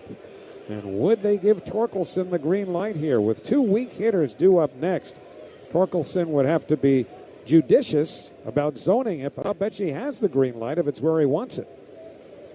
3-0 pitch. He takes it, and it's just at the top of the zone, hitting the outer edge for a called strike, and it's 3-1. The Mets are getting Craig Kimbrell up. Well, 3-1 now to Torkelson. That was not the pitch he'd look to swing at on 3-0, even though it was a strike. Torkelson taps the bat once across home plate. Points it out towards the pitcher. Now ready in the batter's box. Weaver sets at the waist. Here's the 3-1 pitch. Swing and a foul back to the screen. That's what he wanted on 3-0 if he was going to swing. Fastball middle in. He had a huge cut, fouled it back. So now it's full, which means that Green from second and Perez from first will have automatic starts on 3 and 2. 2-2 the score. Mets and Tigers, 2 out, top of the 8th inning. Some in this crowd are on their feet. Weaver sets. Payoff pitch is in there. Strike 3 called. A changeup.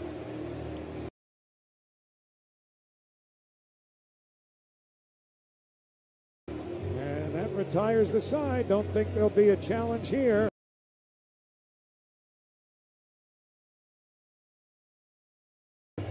And so Weaver gets out of it. No runs, a hit, 2 left.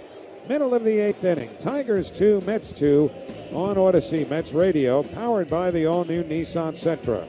Let's go, Mets!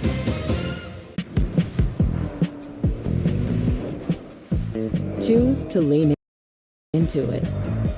Every Mazda is engineered to give you effortless control. I wake up. In baseball, consistency is everything. With Red Pocket Mobile, premium 5G plans start at just $10 a month. And the rate stays locked in. So no sudden price changes, no surprises down the line, just wireless that delivers a price guarantee month after month. Visit redpocket.com to see why more Americans are switching to better wireless without paying more. Red Pocket Mobile is a proud sponsor of the Mets Radio Network. Red Pocket Mobile, your new ultimate cell carrier. In baseball, great teams know one thing: smart defense wins championships. The same is true when it comes to protecting yourself. That's why more Americans are starting with Byrna Less Lethal. Byrna Less Lethal personal protection products are designed to stop an attacker for up to 40 minutes, giving you time to get to safety and call for help. Byrna is proudly American and hand-assembled in Fort Wayne, Indiana. Play smarter defense. Visit Byrna.com today. That's B-Y-R-N-A, Byrna.com. Purchase and shipping restrictions vary by state and municipality. Go to Byrna.com to check availability at your location.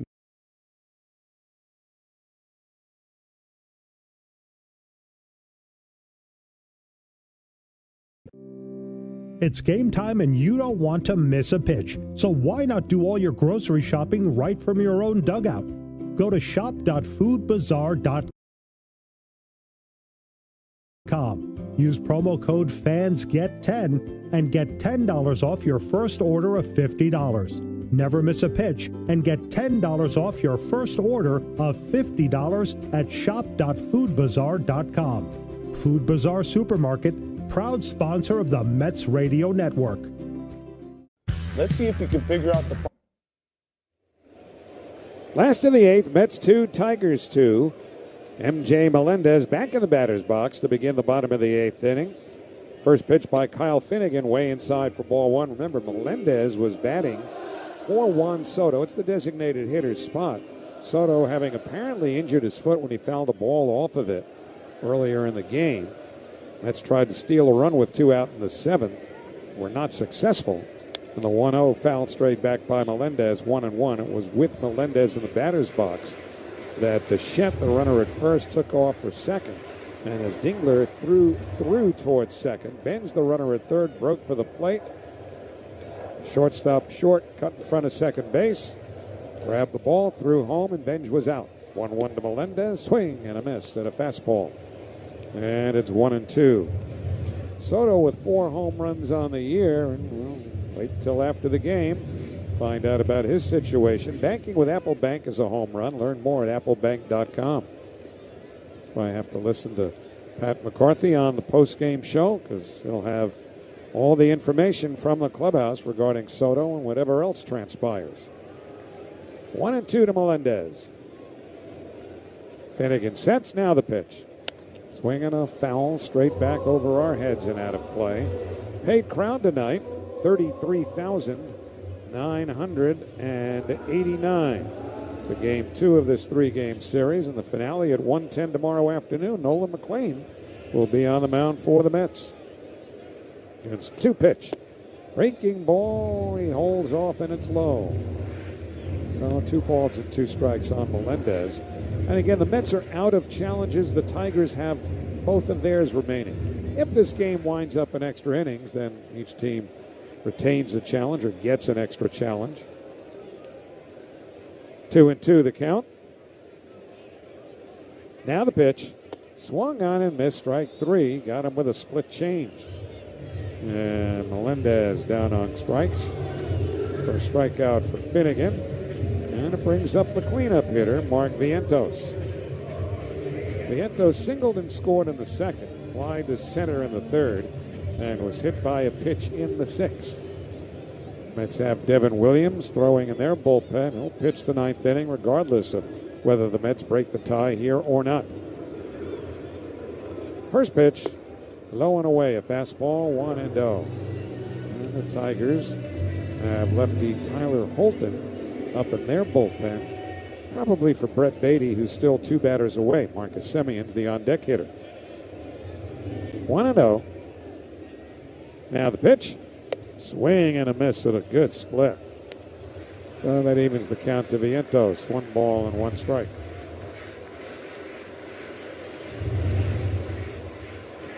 Remember how powerful that wind felt mid-afternoon today? Well, it's largely died down now. Flag's not fluttering all that much. 1-1 to Vientos. Now the pitch. Swing and a pop foul straight back upstairs behind home plate off the facing of the upper deck and tumbles downstairs. So it's 1-2. Finnegan on in relief of Framber Valdez, who will not figure in the decision. 1-2 pitch. Swing and a chopper foul up the third baseline. Valdez went 6 2/3, allowing 5 hits, 2 runs, both earned. 2 walks, 7 strikeouts, and he hit a batter. Finnegan, essentially the setup man for the Tigers. Their closer, the veteran Kenley Jansen. 1-2. Now the pitch. Breaking ball popped in the air to shallow center. Plenty of hang time for Vierling. He's there. And he makes the 2-hand catch for the second out. And that'll bring up Marcus Semien. And again, in the ninth inning, the Tigers will have at least scheduled up 8, 9, and 1. Zach McKinstry, Zach Short, and then Kevin McGonigal. McGonigal is tough and out as there is in the Tigers lineup, and he's a rookie. So now Semien, he is 0 for 3. Right-hand batter, the righty Finnegan from the third base side of the rubber.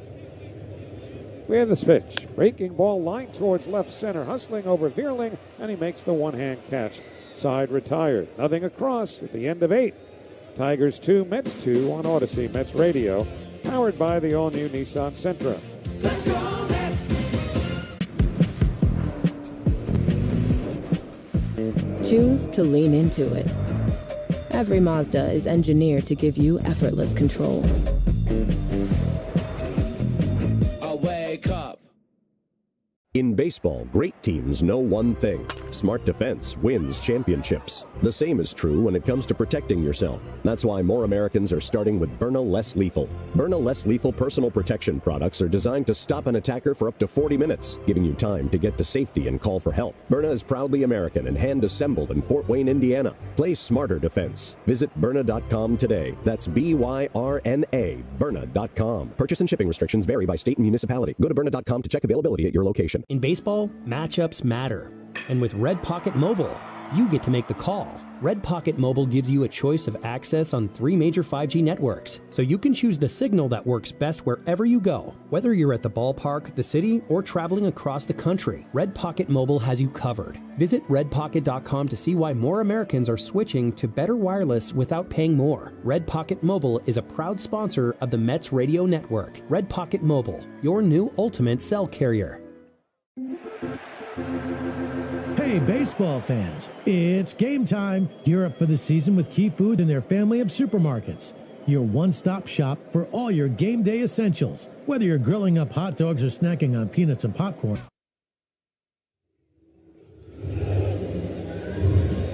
We go to the ninth inning at Citi Field with the Mets and Tigers tied 2-2. No save situation for a Mets reliever tonight, so the closer, Zach, or at least Mets have their closer, Devin Williams, on right now to face Zach McKinstry, Zach Short, and Kevin McGonigal. At least that's who are due up here in this ninth inning. And Williams has been pretty good lately. You know, he's had 6 straight scoreless appearances. which cover 5 2/3 innings. It's a small sample, but perhaps Williams is settling in and perhaps moving into a role of reliability, because it was a struggle early for him, and that ERA reflects it at 5.68. But here is McKinstry, who is 1 for 3. Left-hand batter, the righty Williams delivers, and that floats in for a called strike. 0-1. The signature changeup of Devin Williams. Looks like Gage Workman has come out on deck to bat for short. The 0-1 on the way. High and tight, 1-1. Workman played third base last night, made an error which allowed 2 runs to score eventually for the Mets. But if he does hit for Stewart, he could certainly stay in the game at third. 1-1 the count. Now the pitch. Swing and a miss of the changeup, 1-2, and he could always move McGonigal back to shortstop where he played last night. Workman had that crazy throw that went into the outfield last night that helped the Mets. I was wondering if he was Chateau Bow Wow after that, starting on the bench. 1-2, now the pitch. Swing and a miss, strike 3. Actually got a little piece of it, tipped it into the glove of Torrens, and Williams strikes out McKinstry to begin the 9th inning of a 2-2 game. And so with 1 out, here comes Gage Workman to bat for Zach Short, who went 0 for 2. Workman last night doubled in 4 trips. He's a left-hand batter. And again, Kevin McGonigal, another left-hand hitter behind him.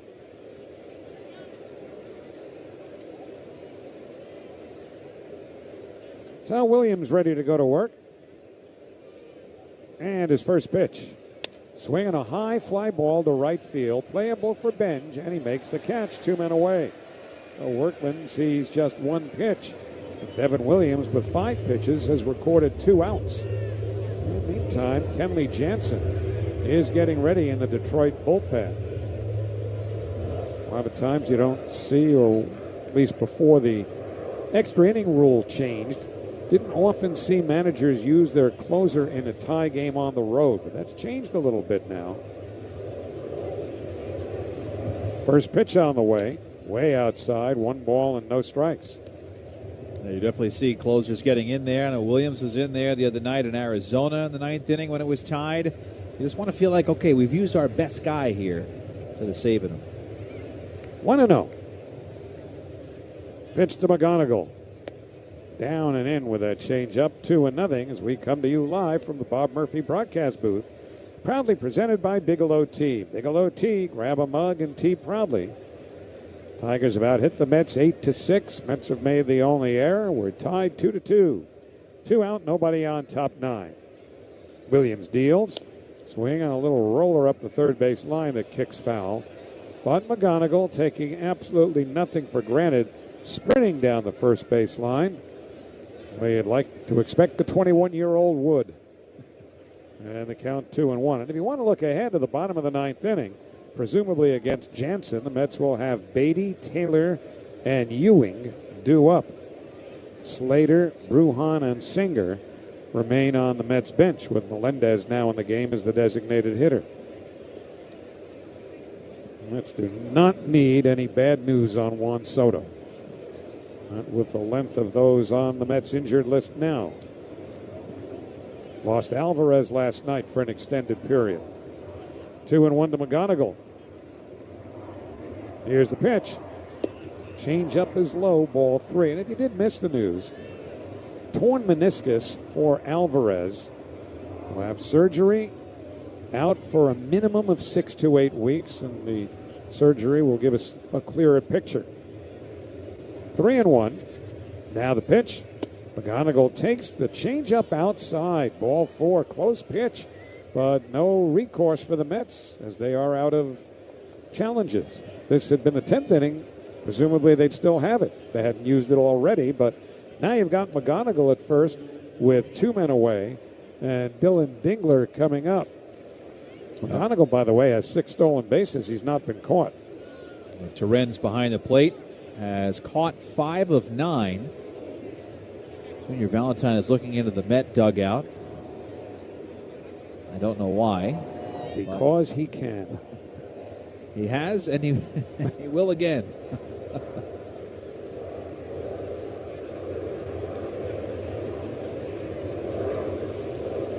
So here is Dingler now. Doubled and scored in the first inning when the Tigers scored both of their runs. And a throw to first, but that throw down the first baseline a bit, so McGonigal was able to get back pretty easily. But Williams very suspicious that he might be running here. So McGonigal stretches out a decent-sized lead here with Vientos holding. Semien shaded towards the bag at second. Middle infielders bunched up the middle. Pitch way upstairs, 1 ball and no strikes. So with both Bichette and Semien shaded towards the second base bag, and Beatty on the line at third, he's just a stride off that third base line. There's a ton of room in that hole to the pull side for Dingler. The 1-0, runner goes. Pitch taken for a strike. Torrens' throw not nearly in time as it sailed way to the right of second base. Fielded by Semien, but safe at second is McGonigal. So his 7th steal without having been caught, and that means he's the go-ahead man now in scoring position. That was just the right pitch to run on. You have 2 choices, fastball or changeup. That was the changeup, so an extra beat there for McGonigal to get down to second. Dingler with 2 hits in this game. Williams staring at second. Now deals to Dingler. Swinging a high fly ball to right field. Late start for Benj, but he's there, and he makes the catch side retired. Scoreless 9th from Williams. No runs, no hits, a walk, 1 left. Middle of the 9th inning. Tigers 2, Mets 2 on Odyssey Mets Radio. Powered by the all-new Nissan Sentra. Let's go, Mets! Choose to lean into it. Every Mazda is engineered to give you effortless control. I wake up. In baseball, matchups matter. And with Red Pocket Mobile, you get to make the call. Red Pocket Mobile gives you a choice of access on 3 major 5G networks, so you can choose the signal that works best wherever you go. Whether you're at the ballpark, the city, or traveling across the country, Red Pocket Mobile has you covered. Visit redpocket.com to see why more Americans are switching to better wireless without paying more. Red Pocket Mobile is a proud sponsor of the Mets Radio Network. Red Pocket Mobile, your new ultimate cell carrier. In baseball, great teams know one thing. Smart defense wins championships. The same is true when it comes to protecting yourself. That's why more Americans are starting with Byrna Less Lethal. Byrna Less Lethal personal protection products are designed to stop an attacker for up to 40 minutes, giving you time to get to safety and call for help. Byrna is proudly American and hand-assembled in Fort Wayne, Indiana. Play smarter defense. Visit Byrna.com today. That's B-Y-R-N-A, Byrna.com. Purchase and shipping restrictions vary by state and municipality. Go to Byrna.com to check availability at your location. Hey, baseball fans, it's game time. Gear up for the season with Key Food and their family of supermarkets. Your one-stop shop for all your game day essentials. Whether you're grilling up hot dogs or snacking on peanuts and popcorn, Key Food has you covered with a selection that never strikes out. Plus, as proud sponsors of Odyssey Mets Radio, Key Food and their family of supermarkets brings every thrilling moment straight to you. Key Food. The difference is key. Do you know the following baseball? Well, we go to the bottom of the 9th inning where the Tigers and Mets tied 2-2, and the veteran Kenley Jansen, who might be on his way to the Hall of Fame, comes on to pitch for the Tigers. He is their closer, and as anticipated, Gage Workman, who pinch hit for Zach Short, stays in the game at third. Kevin McGonigal goes from third to shortstop, where he played last night. Now the Mets will have Beatty, Taylor, and Ewing due up against Jansen as the Mets try to win it here in the bottom half of the 9th inning. Beatty is 1 for 3. Of course, he's got big power, but he's only hit 1 home run this year. And now the veteran Jansen comes set. And his first pitch to Beatty. Taken down the middle, a cutter for a called strike. And it's 0-1 to Brett. Beatty is single, grounded to second, and struck out. Jansen, the big right-hander from Curacao, delivers 0-1. And that missed low and away. 1 ball and 1 strike. Kenley Jansen, now 38 years of age. Signed a one-year contract. Pitched well for the Angels last year. Broke in with the Dodgers, had some big years there. The 1-1 on the outside corner. Perfect spot for that slider. And it's 1-2. Brooks Raley getting ready for the Mets if there's a 10th inning, which the Mets would just as soon avoid. 1-2. Here's the pitch to Beatty. Fastball, and it's in there for a called strike 3. Hit the outside corner. And again, no challenge available for the Mets. So Beatty, who was charged with a challenge, even though he didn't intend to, when he moved his hand towards his helmet earlier in the game, is caught looking for the first out here in the 9th inning. He's taken a lot of pitches on the edges of the strike zone. He's not really had any counts in his favor tonight.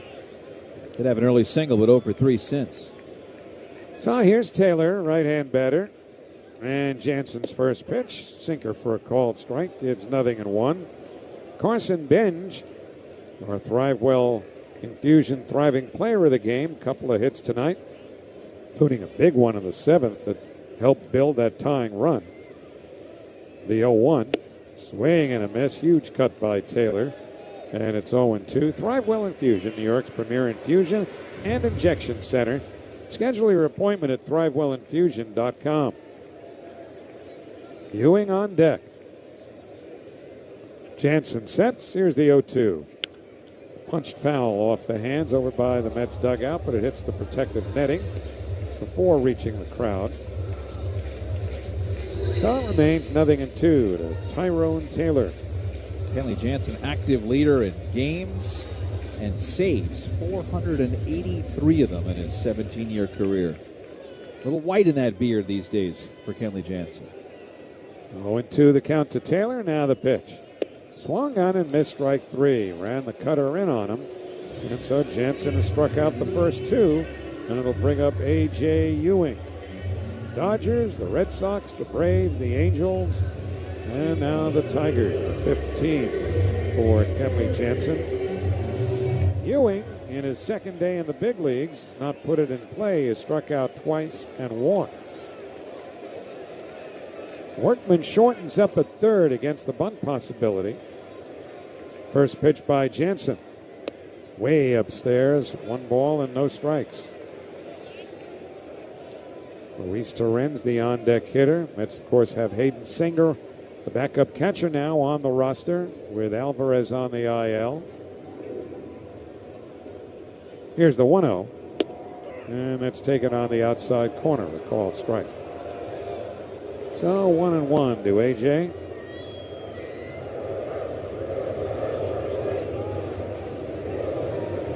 Both of his strikeouts tonight were looking. And that is somewhat instructive. He does not chase. Here's the 1-1. Swing and a foul straight back out of play. And now Jansen ahead 0-2. Last night, A.J. Ewing, in his debut, had 5 plate appearances. There were 16 pitches thrown to him that were outside of the strike zone, but he only chased 2 of them. It's unusual discipline for such a young player. The 1-2 taken low and away. 2 balls and 2 strikes. He laid off the slider.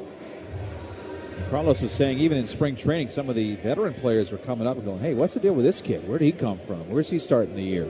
He opened a lot of people's eyes in spring training. 2-2 pitch. Swing and a roller just foul down the third base line. Pitch that kind of jammed him. And as a left-hand hitter who is being defended by Workman off the line a bit, so there was some space there. And Ewing almost found that seam, which might have produced an extra base hit. Instead, it is 2-2, but he did fight that cutter off. Jansen sets at the shoulder. 2-2 pitch is in there for a call, strike 3.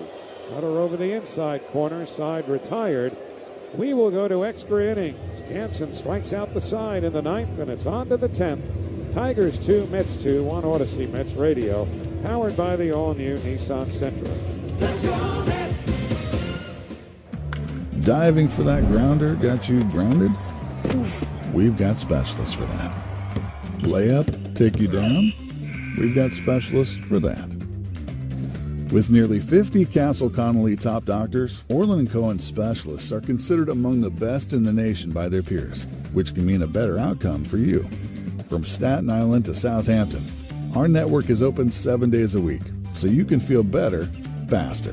Visit OrlandCohen.com. Hey everyone, Boomer Esiason here. When I played football, running the offense meant everything had to be fast and flawless. Today I run my playbook on famously fast Optimum Fiber. I know I'll stay connected without interruptions. It certainly blows flaky 5G home internet out of the water. Right now they have a deal that's tough to beat. Only $25 a month for 5 years. Call 888-4-OPTIMUM, visit Optimum.com, or stop by your local Optimum store today. It's famously fast fiber for just $25 a month for 5 years. Terms apply. See Optimum.com for details. Imagine a city feel at sunset. The air smells like a fresh popcorn. And just when you think this is the best, Francisco Albert hit the homer. That's me. And you win $15,000. Can you imagine? The pitch.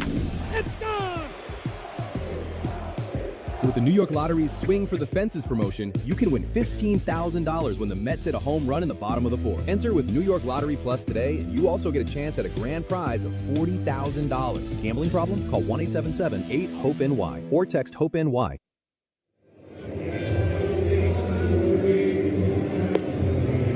The Tigers scored 2 runs in the top of the first. They haven't scored since. The Mets, with a run in the second, another in the seventh, have tied it up. Now we'll need a little extra time. As we head to the 10th inning, Brooks Raley will come on to pitch for the Mets. Dylan Dingler will be the free runner at second for the Tigers, Keith.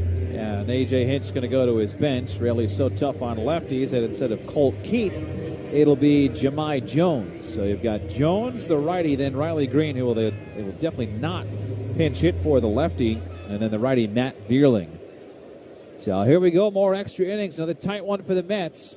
Corners pinch in, middle infield back, tied at 2. First pitch, Jones takes a strike on the outside corner, and Jahmai Jones taps his helmet. He's going to challenge. Batter's challenging the pitch. So the Tigers came in with 2 challenges to extras. They don't get a third one. They just keep the 2. And Jahmai Jones was right. So has 2 challenges remaining. Instead of a strike, it is 1-0 on Jones. Now the Mets did not have any challenges. They come to extras. They get a challenge. Now Jones, a 184 hitter. Pinch hit last night. 1-0. There's a strike. Sinker, and it evens the count at 1-1 strike. Really was also in there last night through a scoreless 7th inning. Mets won the game 10-2. They had 10 runs on 13 hits. Tonight, a 2-2 tie. Pitch. Check swing on a changeup missed away. No swing. And it's 2 balls and 1 strike. So Mets continue to find themselves in games like this where it's tight. And they give themselves a chance, but the offense has left a lot on the vine tonight. Go-ahead man at second. The 2-1. Pulled foul off the railing of the third base dugout toward the camera well. And it is 2-2 on Jahmai Jones, who has been around. Been with the Angels, been with the Orioles, been with the Brewers. Spent 2024, 33 games with the Yankees, and was brought back after starting last year with the Tigers. 28 years old, just his 6th Major League season. Beatty pretty much guarding the line at third. Bichette deep at short. 2-2. Swing and a miss. Got him with a high sweeper. So a strikeout for Brooks Raley. So Jones, who's the first batter, does not even move the runner over. And here's Riley Green, who, if Jones did move the runner over, Green batting with a man at third and 1 out, is certainly a candidate to lift the ball to the outfield. He has got the ability to drive the ball high. He's knocked in 22 already, including 2 tonight. Pitch. First one's inside. 1 ball, no strikes. Green 3 hits and 4 trips. The only out he made was hitting into a double play in the 3rd inning. But he is 10 for his last 18. He's hot. 1-0. Missed high. 2 balls and no strikes. And Riley's going to get a new baseball. Brooks this season has pitched to a 1.13 ERA. He will turn 38 years old on June 29th. So coming up about a month and a half from now. He has been the elder statesman veteran, and he has loved his role in this Met bullpen as that. 2-0. Green pops it up. Foul ground toward third. Beatty drifting over, nearing the tarp, makes the catch, and they get Green out. And still Dingler stays at second base. So 2 outs. Go ahead man at second. Matt Vierling coming up. We'll pause 10 seconds. Station ID. This is Odyssey Mets Radio on WHSQ and WCBS-FM HD2, New York. 10th inning. Mets and Tigers tied at 2. 2 outs. Runner still at second. That's Dingler. And here's the righty, Matt Vierling. Raley deals and misses outside with ball 1. So he's retired a righty.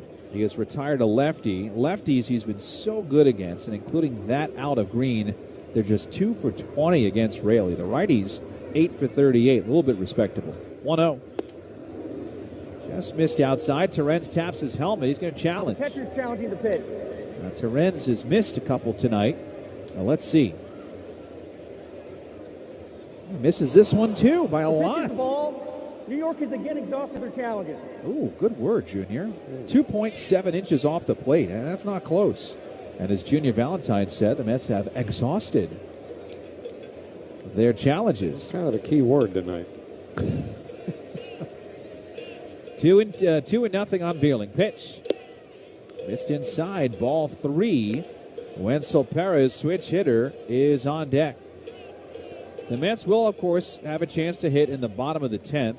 They'll have Terrence, Benj, and Bichette, and the runner will be Ewing. 3-0. Here it comes. He takes a strike on the inside corner. 3-1. So Ewing is a great pick as your ghost runner. Dingler, who's the catcher, is the runner for the Tigers. Ewing, speaking of, is in right center. 3-1. Strike on the outside corner, 3-2, and Raley now a strike away from getting through this 10th, leaving Dingler stranded at second. The fans that remain of the 33,000 are on their feet. It's been a long night. It's always felt like that, even though we've only had 4 total runs. This game is a minute from being 3 hours old. Dingler at second, 2 outs, 3-2 on Vierling in the 10th. Pitch, pulled foul over near the third base dugout. And it stays 3-2 on Matt Vierling, who has not partaken in any of the hits tonight. Tigers have out-hit the Mets 8-6. He is 0 for 4. 200 hitter, hitting in the 5 spot. The Mets have left 6. They've gone 1 for 7 with men in scoring position, and the only hit was a Bichette blooper. The Tigers have left 9. They've gone 1 for 8 with men in scoring position. Go ahead man at second. 10th inning, 2 outs, payoff pitch. Way outside, he walked him. So Vierling is on. Not the end of the world, because it's all about that runner at second base. Now you can get a force at any base if you're an infielder.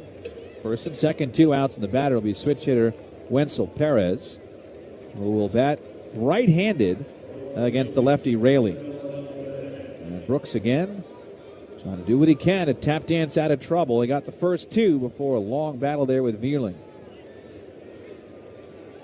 Drew Anderson is warming up in the bullpen for the Tigers.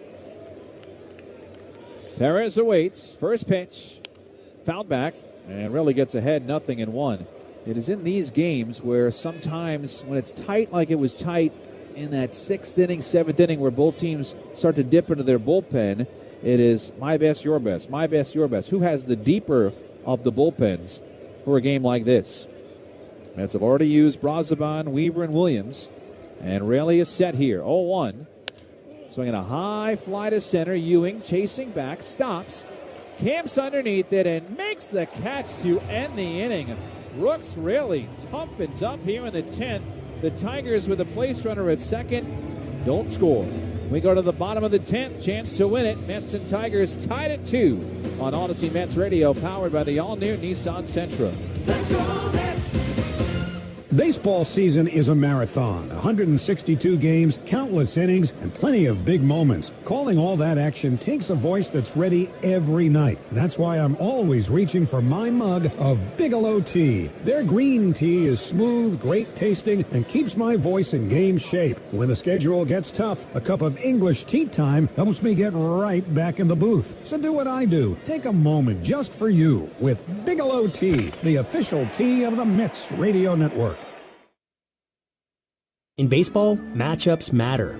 And with Red Pocket Mobile, you get to make the call. Red Pocket Mobile gives you a choice of access on 3 major 5G networks, so you can choose the signal that works best wherever you go. Whether you're at the ballpark, the city, or traveling across the country, Red Pocket Mobile has you covered. Visit redpocket.com to see why more Americans are switching to better wireless without paying more. Red Pocket Mobile is a proud sponsor of the Mets Radio Network. Red Pocket Mobile, your new ultimate cell carrier. You can count on our friends at Ridgewood Savings Bank to show you the community banking difference with cutting-edge conveniences and a century-long tradition of award-winning service. Ridgewood is the financial partner you can count on today, tomorrow, and all the years to come. Whether you prefer to bank at your local neighborhood branch, from home, or on the go, they're always here to help you reach your goals. Let our friends at Ridgewood be the full-service banking partner you can count on to support you in your financial journey. Visit ridgewoodbank.com to find out more. Member FDIC, Equal Housing Lender. So we go to the bottom of the 10th inning at Citi Field. Mets 2, Tigers 2. The Tigers did not score against Brooks Raley, who pitched a scoreless top of the 10th. And now the Mets will have one of the fastest in the building in A.J. Ewing as the place runner at second base. It'll be Luis Torrens, Carson Bench, and Bo Bichette. Remember, after that, no Juan Soto. He has been taken out of the game for M.J. Melendez because Soto fouled a ball off his foot. That was in the 3rd inning.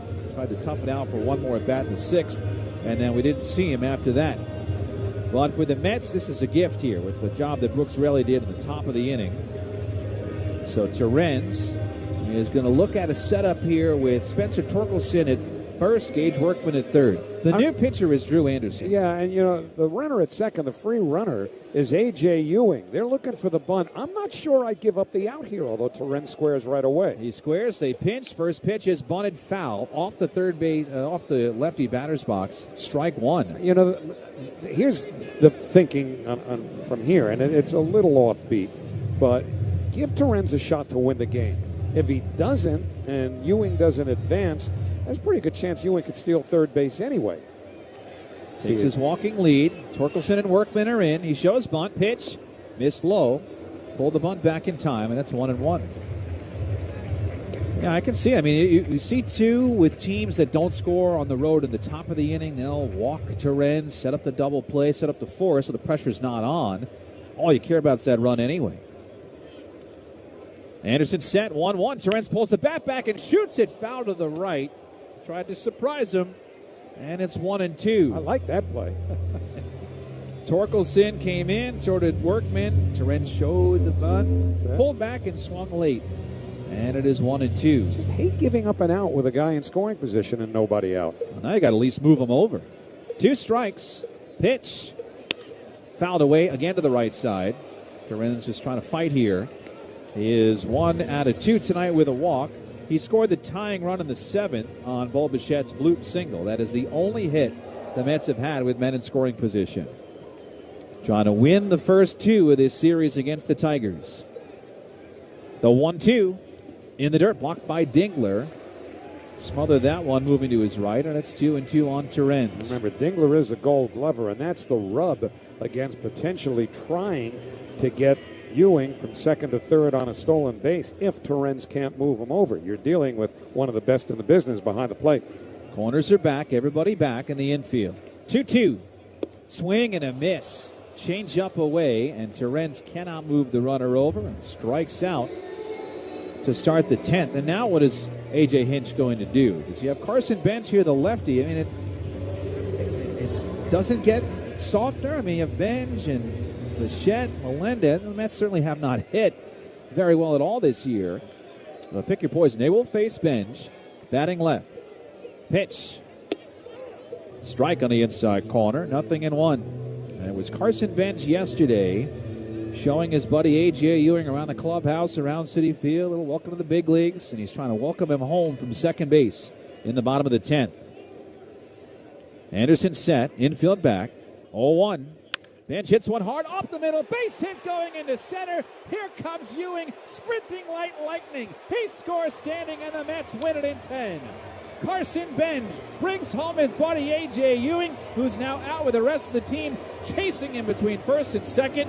The Mets win it 3-2 in 10. They have won this series, the first two from the Tigers, and that makes 7 of the last 11 for the New York Mets, who get the win tonight.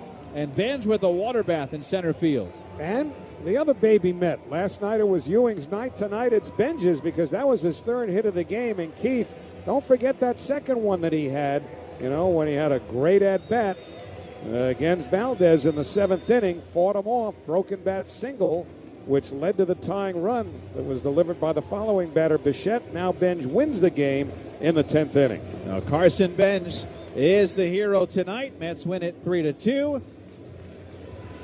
Carson Benj with a 3-hit night, single in the 3rd, single in the 7th, single there in the 10th to try to get A.J. Ewing home.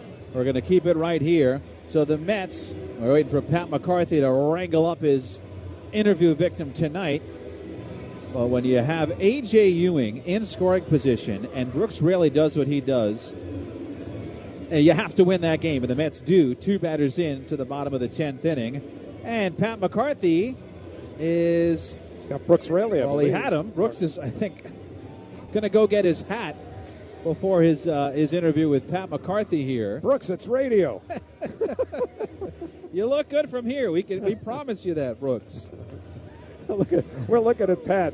He's the loneliest man in Citi Field right now, waving his arms up at us as he had Brooks Raley. But again, we go back to, it's one thing to make the reservation with a player. You've got to hold the reservation. And we'll send it down to Pat, who's got Brooks Raley. All right, Keith, thank you very much. Brooks, first of all, how about these young guys? Hey, man, they're doing it, bringing a lot of energy to our clubhouse every day. So I've really enjoyed having them. And kids 2-0 right now, so we'll take it. Coming in that 10th inning, it's never easy with the placed runner. Does anything change, or do you treat it just like any old inherited runner? Obviously, you got a little bit more going. Got to hold it there. You know that your offense is coming up and try to hold it to 0. Which starts with that first hitter. You got to get that first guy out. So big one right there with a K, and then the pop-up outside in foul territory on the 2-0 pitch, and then just competing after that and hoping to get 3. Well, I know how tight you guys all are out there. How about Brazoban, the way that he came in today? Yeah, I told Brazo the other day, we had a little meeting amongst pitchers. I told him he's my favorite player. We even got a translator in the room. Just the guy competes every night. 1 out, 2 1/3 like tonight in big moments. Comes in bases loaded. Guy never complains. Never had a bad day at the yard. So, man to man, that's what you all want. That's what you want to surprise yourself with and surround yourself with guys like him. And couldn't be more pumped for him. Brooks, congrats on the win. Thanks for your time. Appreciate it, Pat. Keith, back to you. Thank you very much, Pat. And that's Brooks Raley, who is the veteran in the room. He set the Mets up beautifully with what he did in the top of the 10th, keeping Dylan Dingler, the inherited runner, at second base. He got Jones, he got Green, he got Perez, kept the Tigers off the board, and it didn't take long. 2 batters in. The Mets win it in the bottom of the 10th. So 3-2 the final. We'll be back to set you up with a recap and Pat's postgame show after this on Odyssey Mets Radio, powered by the all-new Nissan Sentra. Let's go, Mets! Hey, America, want to save $1,000? That was a rhetorical question. Switch to Spectrum and save $1,000 guaranteed. Seriously, you can hold us to it. We call it the Spectrum Savings Guarantee. Just get fiber-powered gig internet for just $50 a month. And when you switch 2 mobile lines, we guarantee $1,000 of real savings in your first year, or we'll cover the difference. Again, that's a guarantee.